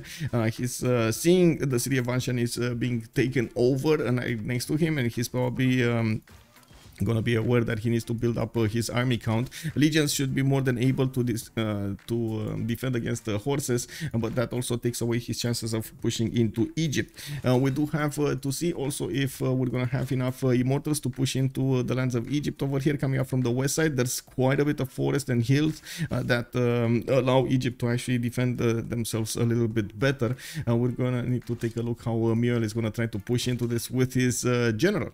We do have Titiits with 11 science and 24 culture. Monumentality Golden Age is the only one that went into a Monumentality Golden Age, getting his 5th settler soon from the city of Gori, and I do see he's starting to get his trade routes towards Johannesburg. Okay, going externals here. We do have Magnus establishing in Tel Aviv, where he's going to finish his 4th Tsike, and I do see he's buying out quite a few builders here from his cities with the Monumentality Age. He's already on 39 faith a turn here on his nation, and he did manage to get Buddhism as a religion, which does actually activate papal primacy. When you do send an envoy to a city-state, it adds 200 religious pressure to that city-state. If you do convert that city-state, you do get 1 extra envoy in there, like how to say, 2 envoys instead of 1 when you put 1. We do have Bartsake with 10 science and 20 culture, 33 gold a turn for Montezuma. Pen Brush and Voice Golden Age. He's just defending himself or just putting a few boats in the water to defend against Scotland. Not really going on the offense here. Getting his entertainment complex from Tenochtitlan. Got his harbors down. A Temple of Artemis. I do see Pingala in the city of Texcoco. More lighthouses for the extra trade routes and trying to build up his production count. He's on 54 production while Noob is on 30. I gotta point out that Noob does have better stats here, and he did manage to stabilize the happiness level, which is good at the moment. Getting an entertainment complex also from Aberdeen, and doesn't actually have a lot of production to get his 4th and 5th city out. He could get another city over here to improve that die style, for example. Didn't get the builder to repair the tobacco, but he's probably gonna get it soon. And I do see Hungary did levy the city of Johannesburg with 1, 2, 3, 4, 5 warriors available for him to use, probably against Georgia. Georgia built a road for him. He was so nice. Discount scientist is up. Oh no, just wait. We do have Hypatia up, and it looks like Egypt might actually pick it if we're not gonna have anybody get over him. Let's see. JR is the top slot over here, so he's gonna get first dibs on on Hypatia, even on same bonuses. Unless they're actually going to buy it, which I extremely doubt. I don't think that's going to happen. We do have JR with 22 science and 35 culture. He's in a Persian voice golden age, still on 3 series, getting his body on chariot archers. We do see them with 35 attack strength against these immortals of 45. And we don't actually see that many immortals coming up from Muel, while there's a massive army from Egypt. And to be honest, he might even get to push into Persia. Yeah. He might even get to push into Persia. Anyway, there are so many units here. I don't think he's gonna do that, but he might even get that. We do have legions in the north, getting the defensive line against France's units, and France did well trying to get Anshan. First of all, getting Anshan, and second of all, forcing Rome to defend himself rather than go on the offense. We do have more legions coming up from the back line, and I do see. Wait, Ravenna did get settled in place. Didn't actually move to the wheat tile. I remember we were watching this and he was like making a waypoint for the wheat tile. He never actually got there. He just settled in place. Okay. Benefiting from a lot of good tiles. Aztec will snipe Golo of Scotland. I'm not that convinced he actually wants to go for Golo. He wants the Tlachi probably. The unique building that you get in the entertainment complex, replacing the arena of... yeah, Ravenna must sacrifice a burned wood to build a bath. Yeah, I know, right? That's quite a sacrifice, man. Sacrificing a 2-4 tile. I don't know, man. Might as well build a granary instead. You know, did he get a granary? He did. Look at that monument and granary. Yeah, he did. It's fine. Okay, so iron and gold. We need to take a look at iron and gold. Ben on 2 iron. We got Rage on 6. We got Miel on 2. So they do have enough iron for a few units here. Let's actually take a look at the gold per turn. We do have 19, 18, 1, and 42. Rage is actually making a decent amount of gold per turn, while JR is only on 4. We do have Bartsake on 42 on the other side. Titiits on 37 and Sprig on 12. With multiple markets coming out from Hungary, he's gonna get bigger, stronger. Now he's gonna need to sim to win here, and by the looks of it, he did get de-levied in Johannesburg, with Georgia able to retake that city center. Now let's actually take a look. Titiits is 7. Okay, Titiits is 6 envoys in there. Okay.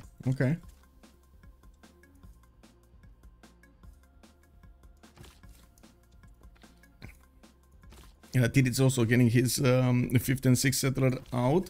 I do see him getting a few builders to improve his land. He did manage to also get Stonehenge in the meantime, which allows him to get an extra belief, but I don't see him actually using an extra belief. Or did he just get it? Hello? I hope he finished it. No? Stonehenge is finished. Where is his apostle? Does anybody see an apostle here? Or did he activate it and we just didn't see it? Did he activate it now? Maybe. Anyway, theater squares coming up from Caspi. We do have more builders coming around. Looks like he got the Great Prophet with Stonehenge.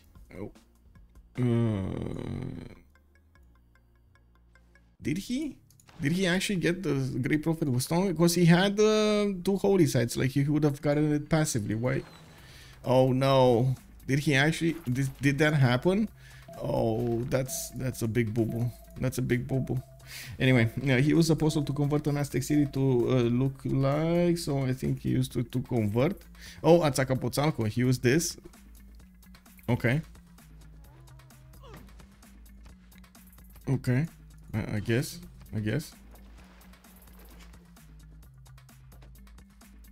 Anyway, let's take a look at 2, 4, 5 cities coming around from Miel. Didn't actually want to push that far into his opponent, but now we do have a 2 versus 1 attack coming up between Egypt and France, going against Rome. It does look like Rome did upgrade a few of his legions, and he can definitely attack back against these swordsmen, doing a decent amount of damage against them. We do have France's horses trying to get around into the back line, trying to get into Rome's borders, not to mention Puteoli.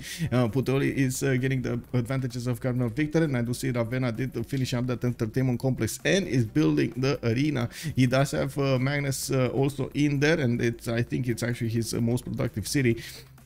Now we do need to see also if Ben is going to get these legions fast enough, and if he's going to use them to chop other legions. He's putting from Kume another legion in the production. In 3 turns he's going to get there, and we do see him... well, we do see him actually generating 4 great general points at the moment with the Governor Liang establishing in Arpino. Okay, that also gives Amiel a little bit of time to actually push into Egypt now. He is moving his immortals towards the south. He only has the benefit of 3 of these, with the Wall of Stone coming up in 2 turns, and I do see he still has some chops available. We do have the city of Ray right on the front line over there towards his opponent's cities, while JR is gonna need to start pumping out a few more Mariano Cherataches to use against these, with the Swordsman on the front line and the Marianos behind them. He should be able to defend, but he does need to plug the chokes though, and this might be a problem for him. And we do have him also getting his 4th city to the east of Rakedet, next to that tile over here. And I do want to quickly take a look at what kind of vision they have. What does Rage see? So he sees La Venta. He sees this is important, by the way. La Venta might make a lot of damage over here against France. He has a lot of warriors. How much does it cost to levy? It's 100 for us. Okay, what do we have here? Preslav got levied as well. It looks like Rage over here is trying to put pressure on Georgia from the north of Kutaisi, and didn't start to upgrade his swordsman. We do have also Georgia upgrade. Oh my god, he actually levied Johannesburg and upgraded, making use of the upgraded units that earlier Rage got them. Aberdeen unfortunately is going to be attacked, and he doesn't know about this. I mean, he might have known about how to say, the levy, but oh my god, the Sus, he definitely knows about the Sus. I don't know about the levy. This is dangerous. Aberdeen might be taken down. We do have Ariabata also taken by Sterling, and well, I do see him with +3 happiness level, +6 in Aberdeen. He did finish that entertainment complex. Didn't actually go for the arena in that city center. That's what Ben did in game 1 with Gandhi. Spread Zen meditation. Yeah, Zen meditation. Yeah. Well, +1 amenity is +1 amenity, man. You can't disrespect that. Okay, looks like Mariano Cherataches are taking a lot of damage coming up from these immortals. Now the swordsman also will take a decent amount of damage, and we do need to see if these immortals are going to be built fast enough. With Waller's Throne, he's going to get more advantages towards the build queues, and I do see Ben is starting to finish up his legions. He's probably going to deal with the Sprig horses quite quickly, and he's trying to defend his traders as much as possible from his opponent. Shun Tzu, his general actually got pushed back, or he actually pushed it back. He teleported it in Rome, while he is using the chop ability of the region to chop more units, so he gets a bigger army. And we do see we do need to take a look here. So first of all, what's happening here? Looks like Georgia is getting pushed by a considerable amount of opponents, while we do have horses from Scotland needing to defend themselves against the Georgian incursion with the units of Johannesburg. I think only actually Rage might contest this, but he does need 3 envoys, and I think it's too early to actually acquire so many of those envoys. We do have Rage on 30 science with 24 culture, 51 gold a 10, while Titiits is on 21 and 39 culture with, oh my god, 35 gold per turn, 63 faith, and 97 production. That's quite big. Actually, in the production screen, we do have across the board Freritos de la Vega making a good amount of production on their cities. With Amir only on 50, we got Noob 64 on 51, Ben is 64, and the Rage is 76. Okay, builders coming around from Ravenna. Magnus established there. He's gonna chop the Colosseum tile soon, and we might actually see what will happen in just a turn here. Oh no, looks like Ben does need to make a choice. Is he gonna defend his iron tile or his commercial? He might need to sacrifice one of his archers to defend both. We'll see what happens this turn. He can move, he can attack, he can last move, and there we go. He did last move, trying to take Sprig's horse before he attacks, or before he actually moves on the iron. Boom, boom, boom, boom, boom, boom, boom. It's the horse is alive, guys. I don't know how, but the horse is alive. Is this one of those scenes from the movies when the horse actually jumps into the water or something, and he stayed alive with only one single man or something? Is this one of those scenes? Aztec has enough room to expand and contribute, not enough land to carry. Yes, yes. Well, enough room to expand, I don't know. They're trying to push Scotland as hard as they can over here, and by the looks of it, Noob64 doesn't have a lot of shops available for him to get units.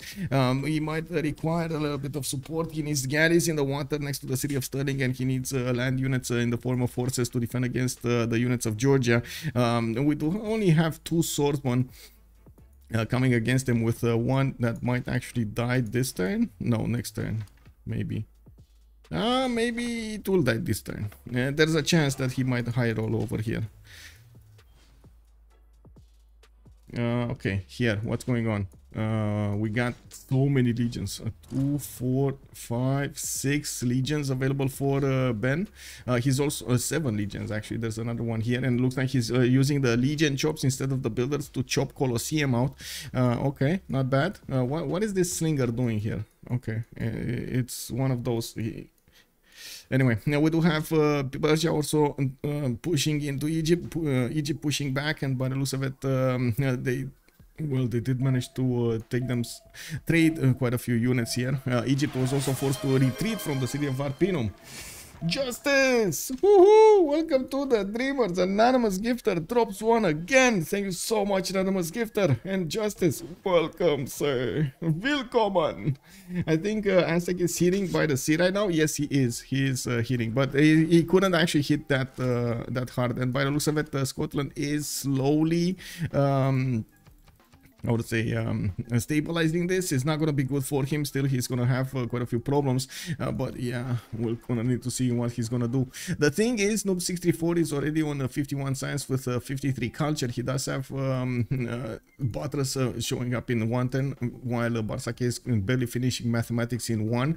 Civil service is going to also finish in 110 for him. He's going to get Alliance there for an extra +5. And I do see that Aztec does have +5 luxury attack bonus. We might actually need Scotland here to chop up Navy as soon as possible. And I do see he didn't actually get Edinburgh to put any kind of commercial or harbor. I'm actually curious what is he gonna go for. But anyway, that's something to see a little bit later. Now we're gonna see what's going on here. Preslav did get delevied again. Countered by Titiits. We did have that city convert, and Rage unfortunately lost a levy on it. Those units did retreat into the cities, and it looks like Georgia will need to fight Hungary all over the game over here. Rage is just gonna force the envoys coming out from his opponent here from Tamar to be used to counter him, which is good. I mean, I don't think he would have gotten the city of Kutaisi anyway, but still he forced his opponent to use more envoys. Now what's happening here? Do we have any counterattack? Ben is moving the line up to the south while he's focusing on getting Colosseum. Looking at the eel stab, we do have a bit of an advantage here. No, I can't say anybody has an advantage in the science screen. We do have amazing production coming out from Titiits. Not only 115 production, but also 73 faith. That's a lot of production. What kind of like approximately 140 production if you convert the faith into production.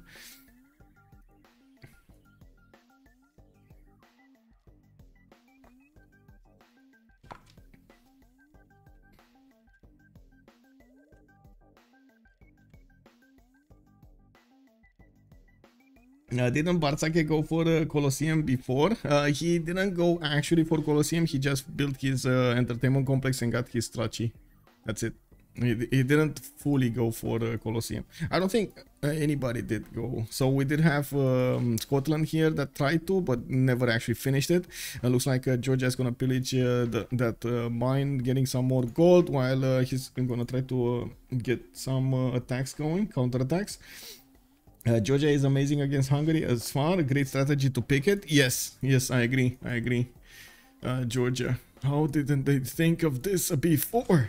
Well, we do have these immortals still needing to do the damage against the Egyptian units. Mariano's chariot archers are getting deployed here from Egypt. JR did manage to get his fifth city settler, his fifth settler built, and he's sending it to the northeast of Rakedet. You can see that 2-2 base possible. Thieves got settled on the east side, getting a builder, trying to get more cities out, trying to get more stats, with JR benefiting from 37 science and 40 culture. He does have an advantage over Nader Shahs of 24 and 27.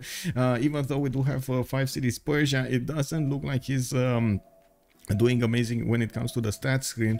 He's now building up his immortal count, and I do see more commercials are coming out from him. Looking at the merchant screen, Hungary is gonna acquire Marco Polo in next turn. He has a free trader unit from him, and of course extra trader out capacity, while Rome is probably gonna acquire the next great general.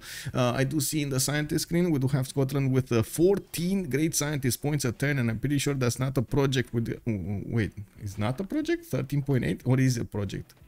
That should be a project. And oh my god, looks like the Aztecs are getting into the borders of Sterling. They want to deny Scotland from upgrading any kind of units over here. But still, I think at least he's gonna get one single caravel. Man, this galley is dead. And this is what +5 luxury attack bonus gives you, you know? And wait, he's not using oligarchy? Noob?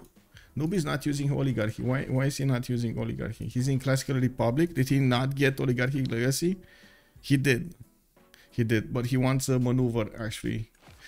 Oh well.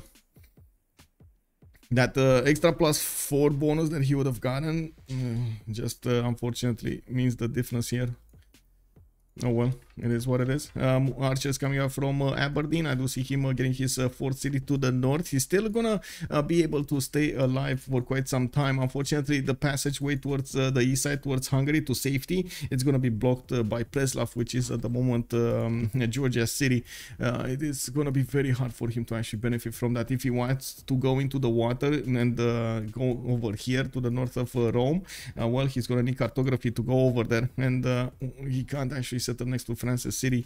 Now we do have actually pyramids getting built in the city of Calais. I do see France did start to morph his cities into a bigger empire. 2, 4, 6 cities, 7 cities with Anshan. He does have an 8th settler coming around from Paris, which is probably gonna settle in between. Oh, a 9th city as well. Okay, very nice. A lot of cities coming out from him.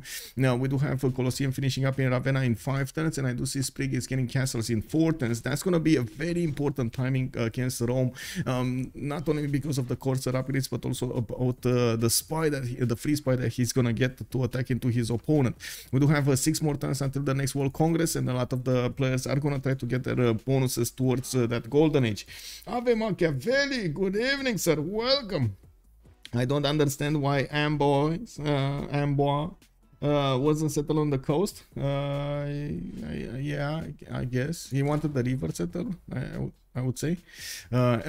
He settled how do you call it? Gypsum tile. He got the extra amenity and got the extra food from the river. That's why. He can change cards and anytime he completes a Civ. That is true. That is true. And I do see at the moment Scotland, first of all, lost that extra galley he had, and now he's getting scientist. How many points is he making, man? He's on 15 great scientist points a turn. That's a lot of points. That's a lot of points. Anyway, it looks like Scotland did manage to also stabilize over here, getting a 4th and 5th settler to the north. Interesting, getting more archers out. And Georgia's levied units from Johannesburg are getting pushed back. Titiits doesn't look like he's interested in getting some more. He did his job. He did manage to pillage 2 of the tiles and forced Noob 64 to defend himself on the land. Is this Habub? Is this the Great Habub? No, it's the Gradient Dust Storm. Where did Habub disappear? Man, for so many times we had Habub in the game and now it disappeared. Come on, man.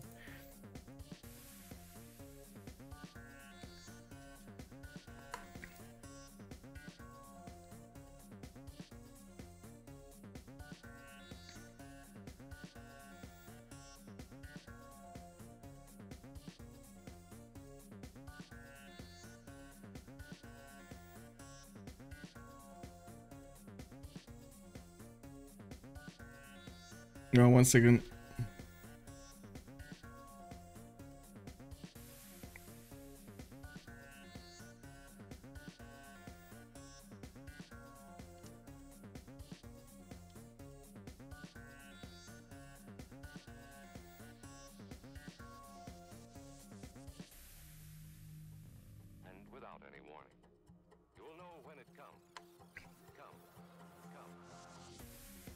Okay, there we go.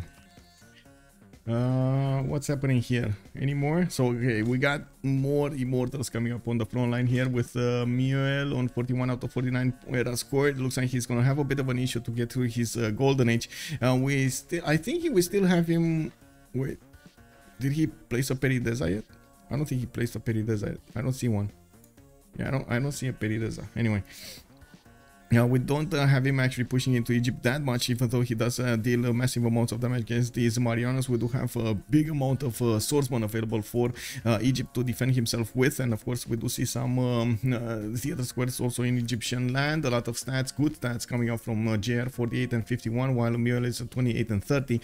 27 gold on one side, 32 on the other, 59 production, 88 production on Egypt, 245 cities at the moment, with one that just got placed and still needs to acquire those population points. Another campus is going to be finished from Swenet, and by the looks of it, we might actually see JR try to get a timing push against Rome rather than do anything against Persia to the west side. Now we do have also to see if we're going to have a spamming of horses here coming up from Sprig. It looks like he's going to try to max out his horse count before castles. Wait, did he actually get castles? No, he didn't. He moved away towards Iron working and getting mercenaries in 2 turns. He does have a decent amount of cities that could help him get the chops for the horses. I do see, for example, Nantes is gonna get a builder to chop that horse out, and I do see he does have 2 generals over here on the front line, Ethelfled and Trungtrak, available for him to use. Colosseum did get finished in Ben's territory, now giving him the extra happiness level he desperately needed over here to fight off his opponents. He did actually need to take out some of the tiles in Ravenna, and by the looks of it, he's using a bath here, constructing it quickly, and getting a theater square. That's going to be a +5 in between the Colosseum, the districts, and of course the entertainment complex. Looking at the era score, since we are 4 turns away from the medieval era, we do have Muel 8 points out. Noob 634 did manage to secure his golden age. No, he actually needs 11 more points to get there. 48 out of 48, but he needs 59, and he did manage to get Coleus as well away from well, his opponent. We do have Ben 54. He did actually secure his golden age. We do have industrial zones coming up from Shekesfervan. I'm pretty sure this is not a +4, this is actually a 0, but he's preparing for that double aqueduct placement from Shekesfervan and his city to the north, Estergom. Another settler coming up from Debrecen. He got a galley over there in the north, and by the looks of it, he might I mean, he might actually go normal age, guys. This does seem like normal age Hungary. He's getting a horse, which might actually mean he's going for his unique unit. Castle's coming up in 3, Divine Right in 4. Oh, did he get Divine Right? No. Okay. Yeah, can somebody push him? Okay, Divine Right is gonna be discovered. Okay, so unique unit with Divine Right might push him over the edge. If he gets something else, maybe he's gonna get. Okay, there we go. 59 out of 64. Okay, he's getting there. He's getting there. It's fine, it's fine, he's getting there. Now we do have Sprig 5149. He secured his golden age, getting more of these horses to the front line, starting to chop off you, starting to move them towards the north. Doesn't look like he's doing that much in his cities, except chopping the horses, getting more cities, and of course trying to sim. In the city of Calais, he did finish his pyramids, and I do notice his government plaza is giving bonuses to 2 of these campuses, not to mention he does have hanging gardens over there. Wait, unmet city state got defeated? Oh, Cahokia got taken over. Interesting. Okay, Muel took out Cahokia for an extra city center, because why not? He's also using his immortals to keep on pushing into JR's territory to try to force him to replenish his troops over here to the west side. Very nice, very nice. Titiits did also secure his golden age. He's still in a monumentality golden age, and I do see him with 7 cities, 34 pop, while we do have him on 41 science and 67 culture, 47 gold a turn. I do see he's getting his swordsman out of his cities, and we might actually see him try to use the capsules against Scotland. We do have encampments coming up from Aberdeen and Stirling, and by the looks of it, Noob 64 is in trouble. Even if he does have science and culture, he's 3 and 5 turns away from cartography, 2 turns away from getting divine, right? Wait, he lost a little bit of science. What happened there? He was like 4th. Anyway, whatever. It happened. We do have Bartsake with 48 out of 57. And by the looks of it, he's getting Oracle coming up from Texcoco in 2 turns. Okay, that's enough time. 3 turns for Mausoleum of Halicarnassus. I do see a builder coming up from Ixtapaluca. But that might not be enough time for him to actually chop it. Yeah, that's not enough time for him to actually chop out the Mausoleum. Anyway, what is he? 48 of the 57. Mercenaries, cartography in 1 turn. He's actually gonna get it faster than Noob 64. It is what it is. We do have JR also 49.59. Looks like he's also having a bit of a problem to get his golden age, and we do have settlers coming around from his cities trying to get his empire bigger, while in the north Rome did manage to upgrade a few many times. He also did manage to upgrade pikemen to defend against the upcoming attack of France. We do have him plugging the chokes as best as he can, and he's trying to use some archers in the proper tiles, higher terrain tiles, to get that going. I do also see him getting his production centers up. Rome is starting to put down one of the industrial zones, +7 industrial zone. Okay, so I guess we will have a break here, because we got one player crashing, and they need 10 minutes, guys. We need 10 minutes. Noob needs an escape settler. Yes, he does have more cities going to the north. And woo, thank you so much, Anonymous Gifter. Hunde Priest, man, oh man, Anonymous Gifter is just amazing. Thank you, sir. Thank you, sir. And also, Hunde Priester, welcome to the Dreamers. Hello, hello.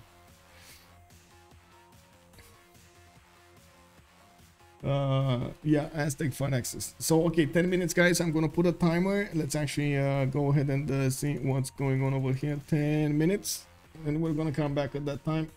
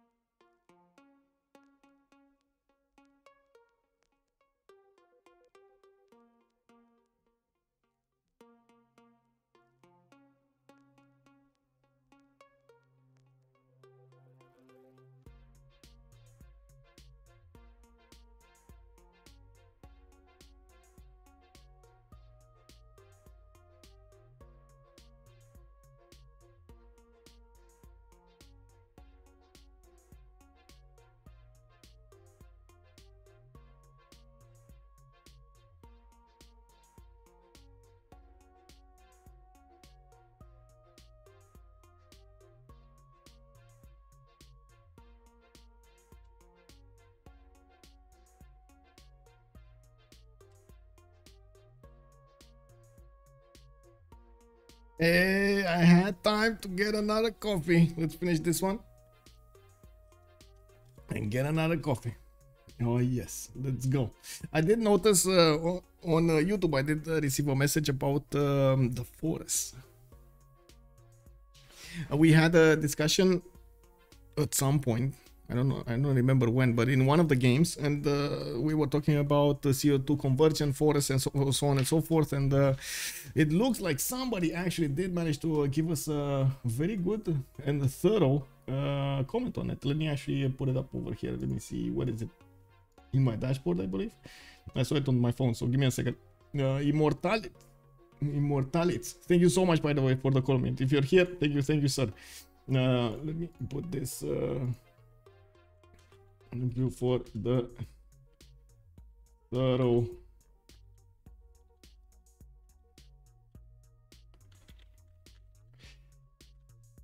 Okay, there we go. Opening up the video on YouTube. There we go. Okay, let me see. What do we have here? Oh, it was on Ornithologist Academy versus Religious Mongers game. Okay, and what are the comments? Okay, there we go. We can see the comments. No, not this. This button. There we go. So he was saying that about the CO2 conversion of forests and rainforest. Rainforest, because of their microbes and the temperature, they don't help in the CO2 level of Earth, because most biomatter will get quickly broken down into CO2 when they die. Both plant and animal-based biomass, it does not convert into carbon containing minerals because of this. However, temperate forests do a bit better job, since the leaves do accumulate a little bit better in those climates, but all forests' negative carbon print will be leveled down to an absolute level. When the accumulation of biomass stops, the forest doesn't grow in size. The amount of leaves on the forest floor stagnates. X-year-old leaves gets completely broken down and returned into non-carbon containing minerals and CO2 from microbes with the same ratio as new leaves fall down yearly. The best CO2 reducers in case of forests are actually in the cold tundra, pine forest. We're getting there. We're getting to know what we need to do, guys. Because of the temperature, the biomass will mostly not get broken down by microbes. The required temperature for that is almost never achieved in those areas. Do you see this? This is totally a ChatGPT post. I hope not. Most of the CO2, 50-60%, gets taken out of the atmosphere by the ocean and algae in it, getting converted into biomass through the food chain quickly. Guys, we need more algae. We'll need more algae to take out the CO2. We know what to do now. More algae. Let's go. Thank you so much for the comment, by the way. Much appreciated. Oh, we're past the 10-minute mark. Did we get into the game? No, we still need the Ben to come with the dog. Let me actually turn off the thing. The timer. There we go. I always wonder what you're doing when you leave your station. I think you should set up a couple cams in your house so we can see what you're up to. Oh wow, yeah, Michael reality show. Yeah. I actually go and like move a little bit around to move my feet so I can yeah, move the get the blood flowing into my feet and just like drink coffee and stuff like that next to the fridge. I don't do that much. I also go to the toilet, like stuff like that, you know. Big brother, can you imagine? Big brother. And maybe we're gonna get some cat cams. I noticed there are some cams that you can actually put to how to say at the neck of the cat, you know, below them, but I don't know how to get them, like if they're wireless or stuff like that. I hope they are. Salty Capybara, good album, ma'am. We know you look at feed pics when you leave the stream. Yes. I look at feed pics. Oh my god, Michael reality show starts right after the Whirlpool feed stream, I guess. Oh my god, man. Oh, that's gonna stick. That's gonna stick. Put a GoPro on your cat. Yeah, exactly. No, I'm pretty sure I saw a documentary at some point with somebody, like a team of documentary producers, trying to figure out exactly what the cats were doing in a like 3 months, 6 months timeline, and they put not only sensors with GPS on their collars, but also some cams to see exactly what they were doing. And they were like, you know, they were taking care of their perimeter. The perimeter was getting bigger and bigger. They were also going into other cats' homes and stealing food, eating their food that they left over. And it was like, what? Did they actually do that? They figured out exactly the time they need to get there. Amazing. Also, let's see, just coming home, what have I missed? Belisarius 2037, hello there, sir. Well, we did have quite a few things that happened. So first of all, I do want to actually put the team labels up on the screen over here. Give me a second so I can finish this quickly. We got the COC on the left side, and then we do have to align it properly, and then on the right side we do have Freritos. There we go. There we go. First of all, we did have Aztec spawning next to Scotland. Scotland did manage to get more science, but it looks like Aztec is going to get first to cartography. By the looks of it, Aztec, with the help of Georgia, did get to push into Scotland, but it did not manage to take over cities. It also looks like Noob 64 is trying to get out somehow. He's trying to escort one of his settlers with a horse, and by the looks of it, he's trying to go to the east side. We're going to need to see if that is actually an option, because Preslav is being taken over Sus by his opponent, by Titiits, and that's going to be quite a bit of an issue. It looks like Scotland might actually try to go somewhere in the north, which might give him a little bit more time to be safe over there. Now, we did have also Egypt getting pushed by Persia. Egypt did try at some point to push Rome with the help of horses coming up from Sprig, from France, and as you can see over here, it was a stalemate. None of them did manage to get into to push into each other, but France did start to build up his courser count, his horsemen that can get into coursers, so he can apply an attack when his castles is going to be finished. We did have also Colosseum being built over here in the city of Ravenna. We did have also Hungary getting Divine Spark, interesting, getting another wave of settlers and trying to build up his production count as well. He was designated the gold generator of his team with 59 gold per 10 and 123 production on rage. He definitely needs more stats over here. We're coming up on the last turn. They can actually influence the era score, and I'm pretty sure a lot of them are gonna need to get this going. And we do have a few wonders finishing, and we're going to need to see who did manage to get the era score for the next golden age. With Muriel getting 49-49, he did secure it. Noob 64 is 8 points out, and it doesn't look like he's gonna have time to get this going. And we do have Ben on 65-54. He's getting there. Now we do have also Rage 62 out of 64. He did manage to get a horse, which should turn, there we go, should turn into a black army. So there we go, he secured his golden age. So 3 golden ages with 1 normal age over here. Hunde Priester also, Aztec just got it. He got it. Amazing. Okay, he got it. He did manage to finish... Oh, he did manage to finish this. He did manage to finish Mausoleum of Halicarnassus. He did chop it. He had time enough to chop it. Okay, perfect. He got, I guess we miscounted the turns over there and how much time he needed. He chopped the forest with the builder. He came out from Ixtapaluca. Now he's upgrading caravels, and he might actually want to go against Scotland as quickly as possible. In the tech side, Noob 64 is 2 turns away from getting his own cartography, and I'm pretty sure Aztec will probably require frigates if he wants to push into Sterling. We're going to need to see how Sterling is going to get his defense going. In the era score, also, we do have Sprig securing his golden age, and at the moment he is still chopping out quite a few horses. We do have Titiits also securing his golden age, Bartsake securing his golden age, and JR is still 8 points out. So on each team, we're actually going to have a player that is not going to be in a golden age, while 3 of the others are going to have. Aztecos also, bonsoir monsieur, bienvenue. Can you show yields? Yes sir, I can. We actually do have, I guess they're not that far away in the science screen, a little bit of an advantage for Rage and Ben, and that's about it. Now we do have culture, also not that far apart from each other. We do have a production though. Production screen, it does look like we do have Freritos de la Vega with an advantage. Almost 4 of the players are about 100 or more, while we do have Muel and Noob 64 on 75, 78. Their allies Ben with Rage are 125 and 129 respectively. We do have also, of course, in the face screen, Titiits over here with 87 faith per turn. He's getting multiple swordsmen coming out on the west side, and by the looks of it, Noob 64 is trying to get some damage on Johannesburg, but it doesn't look like he's going to take that city out, and unfortunately, well, Georgia is still going to have the ability to upgrade those units. The caravels of Aztec are starting to push into Sterling, 1 turn away from finishing up the walls, and it does seem like it's a very hard defense for Noob to take care of. That's hard.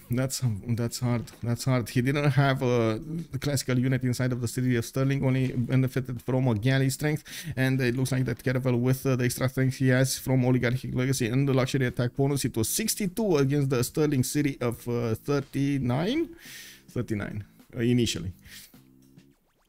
So yeah, frigate. Okay, so we do need to see what their bonuses are going to be like here. We're also just a few moments away from actually going into the World Congress, and we're going to need to synchronize with Distoria to see everything happening and what we can actually nullify our votes with. And at the same time, of course, we're going to need to wait for that to finish, to talk about all of their golden ages and talk about the upcoming strategies that they're going to try to use against their opponents. First, I do have to point out that Ben is securing, he's aware that he might get pushed by France at the courser timing, so he's securing his eastern front as tightly as possible, while we do have Persia here with the Immortals also next to the west of Egypt. In the eel stamp, I do have to point out that JR is 56 and 42, while we do have Muel on 40 and 41. Did manage to secure a Oh, I see. Persia is gonna try to push into Georgia a little bit. Okay, I guess it is what it is. What is worse? City-state. Yes, that's Cahokia. Okay, let me actually get this going, and we're gonna have a pause for 2 minutes. We're gonna come back after we synchronize with the Congress, and we're gonna see what the players are gonna do over there. Bonsoir. Let's see. We do have, am I first or second? I'm first, okay. Alright, go A. Do have reserve, prophet.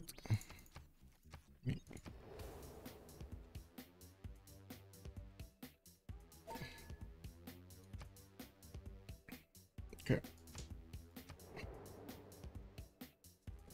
Be right back.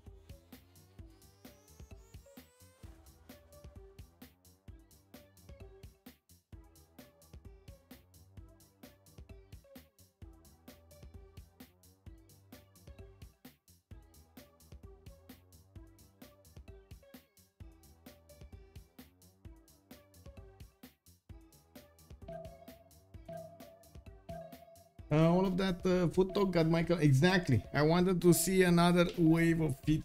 It is what it is, man. I really like Sprig Sim. Trojan Man is making a comment with the timing push. Yes, yes, yes. Sprig is getting very big over here.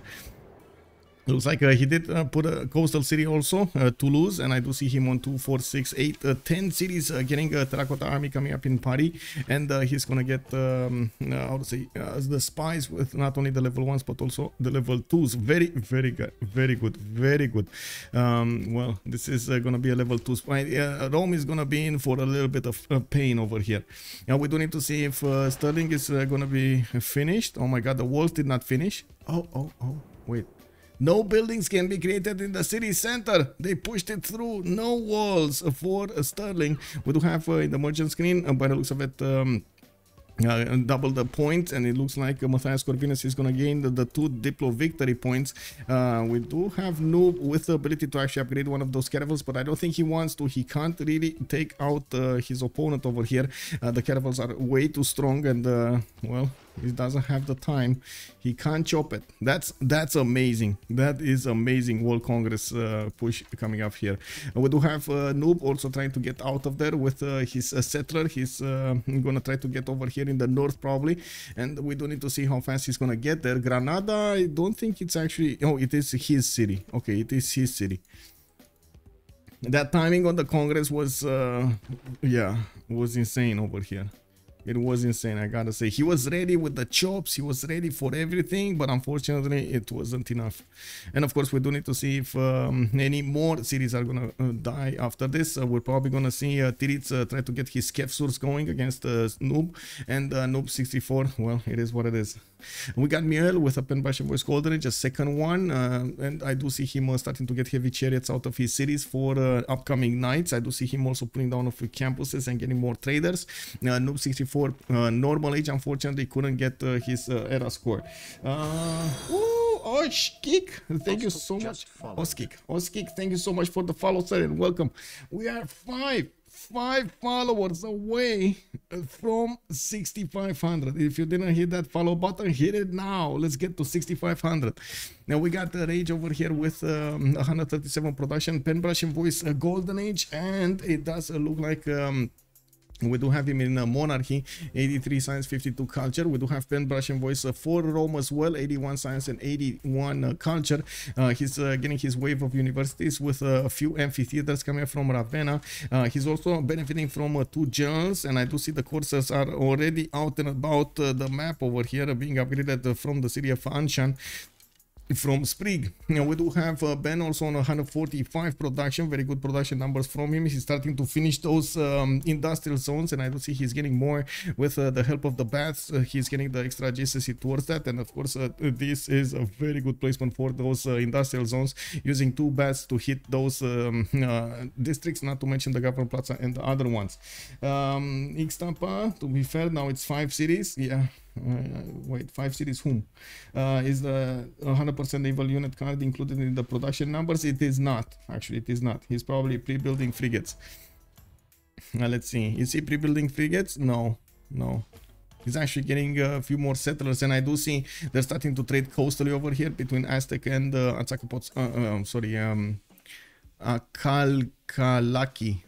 Akalkalaki. Wow, interesting name.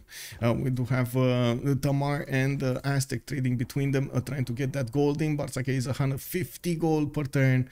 We do have Sprig with Penbash and Voice Golden Age, getting that terracotta army, able to promote all of his units now, and able to promote also the spy to a level 2. Charlotte over here is a level 2 spy. She's gonna be deployed, or he's gonna deploy. Wait, Charlotte isn't, whatever. He's gonna get deployed into the Roman cities, and gonna try to get that extra deplo in. It looks like we did have Rome not getting printing. Okay, interesting. Anyway, We did have also Titiits with 64 science and 70 culture in the second wave of monumentality golden age, 100 gold per turn with 87 faith per turn. He's moving his capsules up to Johannesburg to upgrade them and deploying another city over here to the west of Tel Aviv, so he can follow up the attack of his ally on the cities of Scotland. They were aware this might happen, so they did prepare to try to take him out. It does look like the Scottish settler did not get discovered yet by the Georgian units, and we do need to see if that's actually gonna be happening anytime soon. I'm actually very curious, where is he going? Scotland did yeah, there we go, he's going north. He's going north. He might actually just go through Granada, or is he gonna try to get a city in the mountains over there with a one-tile choke? That's gonna be easy to take, unfortunately. But anyway, Bartsake, 100 science with 63 culture. He did switch to a free inquiry golden age, benefiting from the science from his harbors and pulling down industrial zones from Texcoco.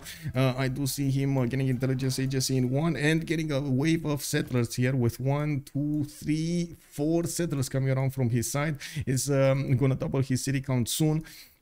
He's gonna also probably take away a few more cities from Scotland over here. I'm thinking maybe Edinburgh, while Aberdeen and Montrose might be actually Georgian cities soon. It's the only mission in life for Noob 64 is to stay alive in the game. We do have also JR with 70 science and 43 culture. Normal age, unfortunately, for him, and it does look like he did upgrade some of his men at arms. They do need to get the gold going for these upgrades here on Rome. And by the looks of it, at the moment, Ben is not benefiting from crossbows. He definitely needs crossbows if he wants to find men at arms. He does have a decent amount of units being built over here and upgraded on the east of Puteoli with Governor Victor bonuses, but we don't actually see that level 2 spy of France activated yet. So Ben is still having a few chances to defend this side. We're going to need to see how the damage counters will change over here from the courses against the units of Rome. Well, I'm very curious what we will see over here from also Hungary. Wait, why is this unit damaged? Was it the flood? Was it the flood? Was it the flood? Okay, Taruga is being held by Sprig. That's the city to the north, and by the looks of it, France, okay, did manage to do something over there. We got a lot of unit upgrades. Where are these units upgraded? Oh, they're pushing Rome to the south of Mediolandum. He might not get this going. We do have him with unfortunate...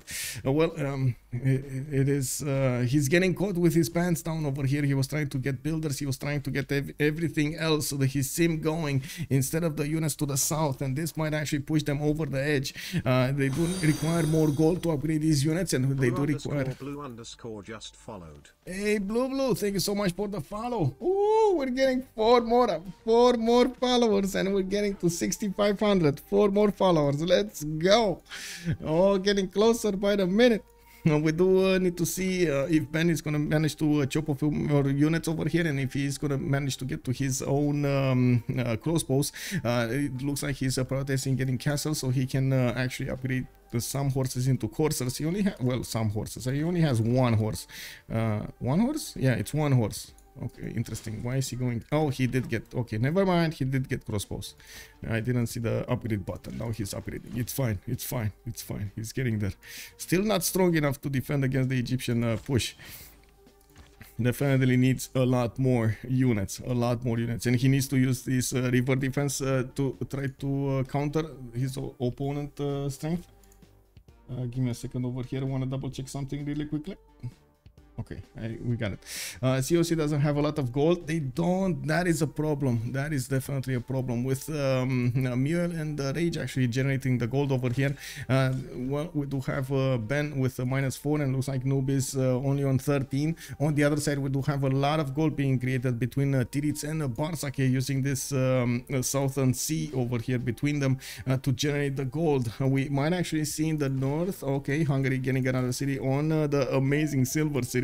Well, unfortunately, that doesn't actually give him a lot of food in that. He's going to need to work that wheat tile, the 4-1, to actually get all of those other tiles worked. And compensated for. We do have universities, more campuses coming around here from the southern cities, and I do see he's trying to establish as many of these governors as possible. We do have also Sprig upgrading in the city of Taruga some units and sending them towards the northeast of Puteoli, trying to get into the city of Ravenna, where there is the Charlotte spy deployed. We do have it starting his mission of listening post, and by the looks of it, the coursers do benefit from +6 attack damage from that intel on opponent's movements. Men at arms are going to be 77, especially in the rainforest hill tiles, but they might actually just totally bypass the Roman defenses and go to the city of Obuda, where there is no defense for rage. That's a problem. If we can't have enough units from Rome to actually go and defend his ally, Rage might be in trouble, and Rage is the gold generator, the simmer of COC. Now we got Kevsurs also starting to march towards the remaining cities of Scotland, while Scotland is getting castles in 2 turns. He's also going to require a decent amount of gold for him to upgrade. He's using his... I do have to point out this is not ideal terrain for Kevsurs to push into, but there are some... they still do benefit from some of the hills to attack into their opponents here. Oh man, that Scottish horse, he's defending in a hill, and unfortunately that's gonna put him in danger. If only he wouldn't be on a hill.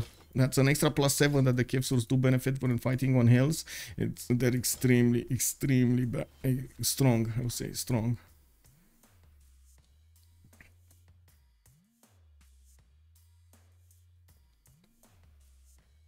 What would really make sense, you'll see, is wait, what? Is if Aztec Navy crosses the seas and fights the Hungarian coastal city. You mean these cities? I mean, we did already see this happening, by the way. We did already see Bartsake starting to get his units to the west side. Hungary does have a galley over here. He might actually see this happening, and well, that's going to force him to get a navy. This is going to be quite... a bit of time for Bartsake to actually get any kind of units there, but still, that is true. He's gonna get there. He is gonna get there. Okay, what's happening here? We do have JR trying to go into Arpinum. No walls can be created, so the only defense Rome can put is, of course, with units. He's gonna try to bloody block these men-at-arms from getting across the rivers, and by the looks of it, we do have JR upgrading some of his crossbows. So we do have the pikemen quite strong. Unfortunately, the pikemen are not the ideal unit to defend against men-at-arms, but still they do the job. Now we do have the attack of Sprig on the city of Puteoli. He's trying to attack it from the north. More coursers, more units coming up from Rome, and this will, of course, force Ben over here to use all of his production into army, to deploy an army over here to defend himself. Do we have actually the vision from Sprig on? He does know about Obuda, so he does know he can actually get there. They just want to push Ben as hard as possible from 2 sides, so they don't let him actually sim over here. We don't actually have armies coming up from Hungary, even if he does have a few scattered units like black armies here and there. He didn't actually get to deploy a lot of them. The safety settler of Noob is still going, and I do see he might actually yeah, he's gonna cross the river. He might get to the top there. If he does manage to get into the water, he might settle a city here and then get into the water to settle another city over here, get closer to Hungary and get himself to safety. Now we do have Georgian Kevsurs also getting very close to the crossbow line of Scotland, while these crossbows do deal significant damage. It's not enough damage to take down the Kevsurs in a good enough time. We don't yet have Aztec frigates on the table. It doesn't look like he has a single pre-build, while he's trying to get the max count of cities in the meantime to try to catch up in the sim. And we do have Bartsake on 123 science and 91 culture, big braining this with 267 gold, 126 production. Ben is arriving at 200 production as well on his cities. We do have Rage on 184, and I do see Ben over here is 110 in coursers and knights from his cities. Also did manage to do significant damage against the units of Egypt, especially since these units of Egypt are fighting into floodable with floodable terrain land, or I should say in floodable terrain land. They do get a -2 penalty on them. Ave Machiavelli, what flavor of sake in Japanese rice is Bartsake? That's a good question. We need to ask him, I guess. Are there actually multiple flavors? I have no idea of sake. I have no idea how Sake is. +9 coursers, they're +6, I believe. +3 right now, actually. So it looks like France did manage to get spied on. Where is the spy? Okay, there's a spy here from Rome. Printing. Oh, he doesn't have printing, so they're gonna be +6. Okay, I was wondering, like, why is this mix up over here? This change. There's a level 2 spy from France. Georgia doing Hungary cosplay? Yes. Using levied units, using everything he has at his disposal to attack into Scotland. Scotland should have actually gotten the upgrade button on the coursers. He's just not upgrading right now. I do see they do have they struggle with the gold. Mule did manage to get 230. Okay, 300. He's pillaging something. Is he pillaging something? Oh, he's getting actually a massive army to go against Georgia with catapults, with knights to go against the city of Caspi, where there is Governor Victor deployed in that city to get some more defense. We might actually see Titiits over here forced to do something. I do also notice in his government plaza we don't actually have a Grandmaster Chapel. He's going to need to hard build any kind of unit he gets to deploy in the east. Now if he sees these catapults coming against him, he might actually get early notice that he's going to get attacked by his opponent, especially when these knights are going to get clear of the forest. I'm pretty sure Georgia is going to be aware he's going to get attacked by Persia. Now we do have also Ben still struggling over here to keep up his defense. We do have JR managing to get one tile closer to the city of Arpinum. Knights are still being built over here with crossbows from the other cities, and it does look like at the moment France did manage to only pillage 2 of the tiles of Rome. We do have actually Rome countering as much as possible the French attack, while Rage is going to need to figure out how to defend the city of Obuda. We do have him building up a few black armies to try to counter any kind of units coming up from France. Oh no, France is getting in with the extra movement the coursers benefit from. He is crossing the rivers towards the city of Ravenna, and he might get into the economic line. He's getting into the economic line of his opponents. We do have Sprig realizing the error of Ben's defense, and bam! Whoa, what is going on? Oh, he needs to okay. He needs to unstack. Okay, he's unstacking.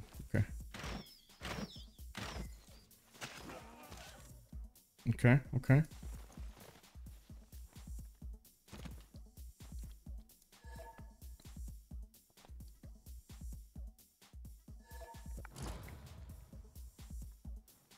Please pause before I load it. Anyway, we do have Persia getting in, and next to the city of Caspi. It does look like Muriel is going to try to balance this out somehow, getting those knights to attack into the Georgian Kevsur line. There's only one Kevsur available for Titiits to defend himself with, otherwise he has only coursers or horses that can turn into coursers.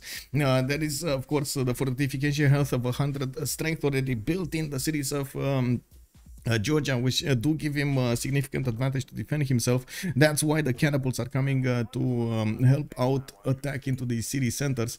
We do have Aberdeen still staying alive over here. Yes, the Kevsurs are getting next to that city center, and it does look like the Kevsurs do need quite a bit of damage to attack into Aberdeen. 48 against 43, not gonna be as easy as pie. Looks like in the north we do have Noob still marching his safety settler towards over there, and we gotta see if Rage is gonna manage to help out. Oh my god, he might actually take out Ravenna. No, that's not enough strength. Is it? He might have sacrificed these units, but he might get Ravenna. Like 6 units, is that? I think that's worth it, right? 6 units to attack into Ravenna. I think that's worth to sacrifice into that city center to take out Colosseum, Entertainment Complex, Theater Square. That's just gonna leave Rome over here without a lot of things.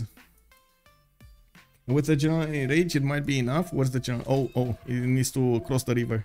Okay, yeah, there we go. He's attacking into Ravenna. He's probably gonna also shift enter these units, or not? Yeah, he's trying to shift enter. He's trying to shift enter and get the drop on Ravenna next turn. We got the courser coming in. Oh, it popped in. No, it popped into the encampment. It's dead. Ravenna got taken down. It just swift move over there. The Colosseum disappeared. We do have France pushing in. Rome. Oh, and a GG. That was it. That was the kill move. Sprig manages to find a weakness in his opponent's defense and took out the major city of Rome, the city that was keeping him alive over there with Colosseum, keeping his people happy and everything. Unbelievable. I actually, you know what? I'm gonna need to get a clip out of that. Definitely need to get a clip out of that, man. Amazing. Amazing. GG. Freritos manages to get the tiebreaker of the tiebreakers over here and wins against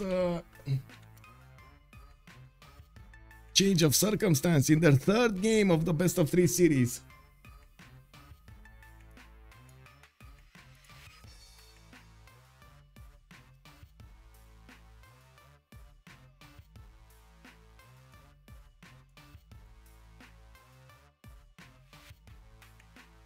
Whoa, whoa, that was quite something. Pangea Classic Ridges, man. Pangea Classic Ridges. Big GG. Let's actually see a post-game chat coming up from them. Let's hear them out. Just a few seconds to fix my things.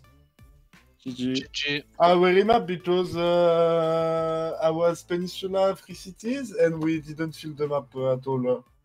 We didn't fill the map either. My spawn was really good, but Scotland had 2 terrible spawns both games, and like the other spawns were just kind of meh. So we guess who I rolled 2 envoys in hut? Three envoys. Was Georgia?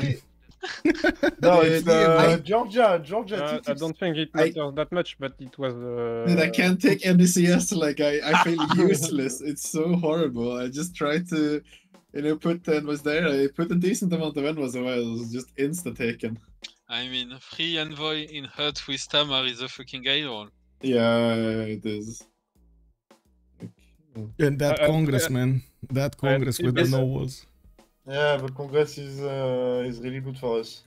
Yeah, did you see that Scotland didn't vote? Yeah, he had some weird thing.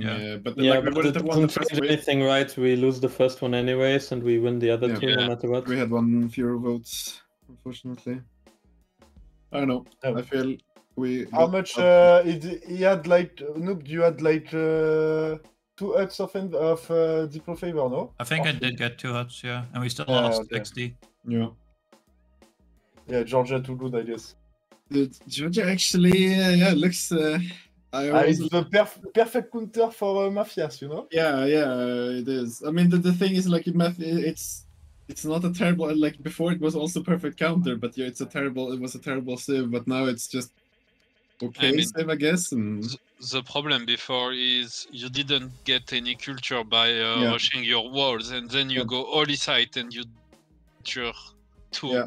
But now that you have +1 culture, it's at least decent, Yeah. Because before you doesn't have Governor Plaza, before Golden Age, if you don't have any tempo or envoy in cultural city-states. No. I feel like if it's just like purely counter to Matthias, like you still have so many other bonuses on Hungary. Like the 50% thing is so fucking busted that you can just still get out-simmed. But I don't know. We get outplayed. The free envoy didn't help for the city-state. No. But No, of course not. I mean, I can maybe have 1 if you don't get the envoys, but even then, like, I don't know. I had only 2 because I put 1 in Ancient for my Pantheon and just 1 Science, so that's why it's converted. Yeah. I mean, they also, I think, taking it was like the city-states next to you was converted anyways, so taking them, you just one of the envoys don't get wasted on, which is. I do want to ask how you got your religion, Titiits. Did you get it with Stonehenge or did you get it with... Yeah. Oh, I got it with Stonehenge. Okay, I was wondering where that third belief is. And the thing is, Rage, Moel can do shit against me, so I can free pressure Ben, we can double push him, it's so good. Yeah. Dude, I don't know, I felt so scared the entire game against Sprig and then played really scared, but it still doesn't feel like it's enough. I think it's just so open, so it's so hard for me. I have big question for Sprig. Sprig, are you there? Your build order. Three campment, 2 barracks into 2 projects. It's the best. I wanted to deny you general to Rome, but here don't project. But why barracks instead of project? Like just the project? After this opening, you get 10 cities, by the way. That's what's crazy. Yeah, you used to chop ancestral and you know. Theorycraft, Ben, my friend. This build order was Theorycraft. Yeah, I'd say maybe I can recreate it in the next game. Yeah. The 2 casern was really strange, I think. Ben, like, you know, I was looking for builder or a settler directly, but. You know, I had to beg Sprigan to let me a general. He wanted to deny me a general. I mean, honestly, he made 3 campment, 2 barracks, and 2 projects. He want 2 general. I think it's fine if you don't have it done well. I don't think anyone can punish you, but I understand why you want one.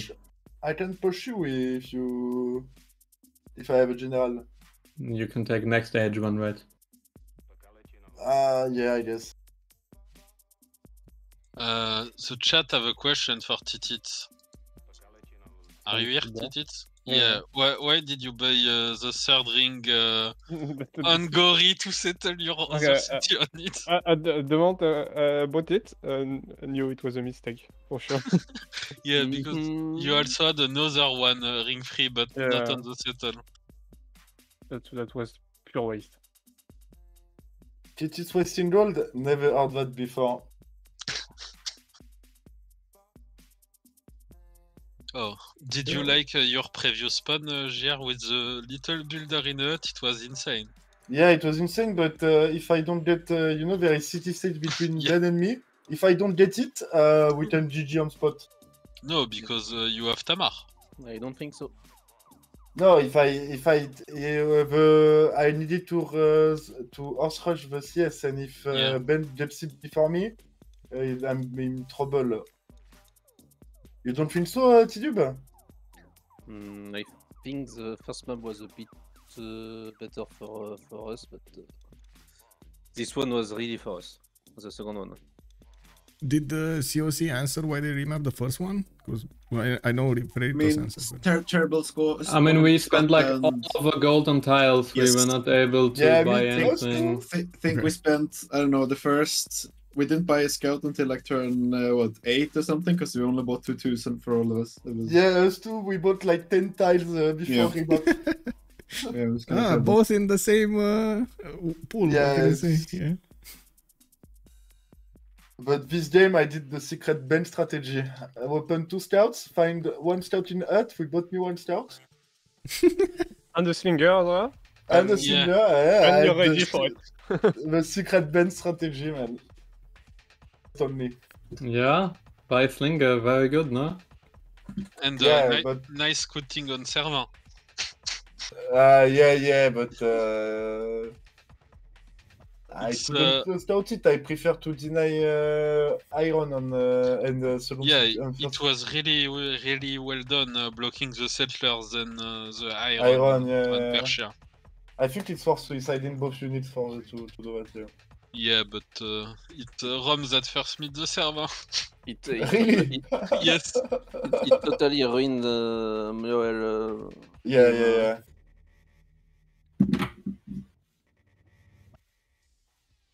So, if I understand well, it's COC playing against Ulysse and Freritos in GBL. Yeah, go destroy Ulysse, We will, don't worry. We have a secret strat for you against Ulysse if you need. Ban Scotland, no one. What do you think of them recruiting Bartsake? Absolutely, you need to bat Scotland. What's the secret strat? Azagi is OTPing Gorgo. I mean, that's pretty much banned every game anyways, but I know he loves that too. Okay, ciao guys, bye-bye. Ciao. Have a good evening. See you guys. Bye-bye. GG. Well played. Merci Tidub pour le cocasse. So there we have it. We heard from both players. I do need to get the channels ready. And Johannes, hello there, sir. That's the invite to my Discord. If you're actually wanting the CWC Discord, that's a little bit different. Let me actually get you an invite for the CWC server as well. Just give me a second so I can get this going. There we go. There we go.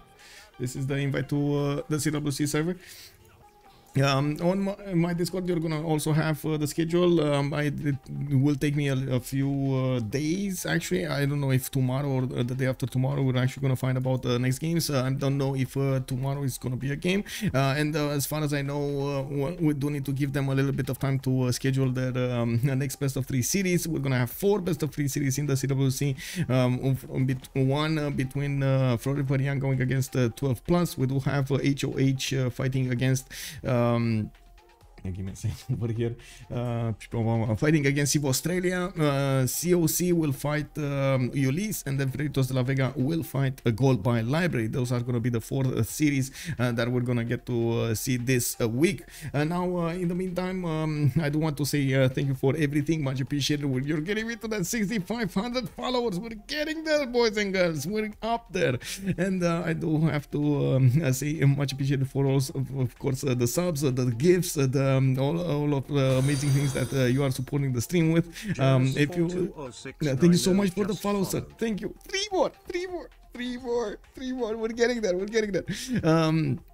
I do also want to say, if you're coming up from YouTube, please throw this video a thumbs up if you enjoy the content. I do hope we're going to see each other on the live stream on twitch.tv/OnSpotTV. I also hope you're going to hit that subscribe button, and you're going to get the notifications about the upcoming videos, and of course the votes, the shorts and everything. I do hope you're going to leave a comment down below with your thoughts, and we're going to get to see each other on Discord, so we can talk a little bit about the Civ6 tactics, maps, positions, and so on and so forth. The games. Thank you so much for everything. Much appreciated for, of course, the support. Bonsoir and Salsu, and of course, good evening, ma'am, Linda. Bye bye. Have a good evening. Bye bye.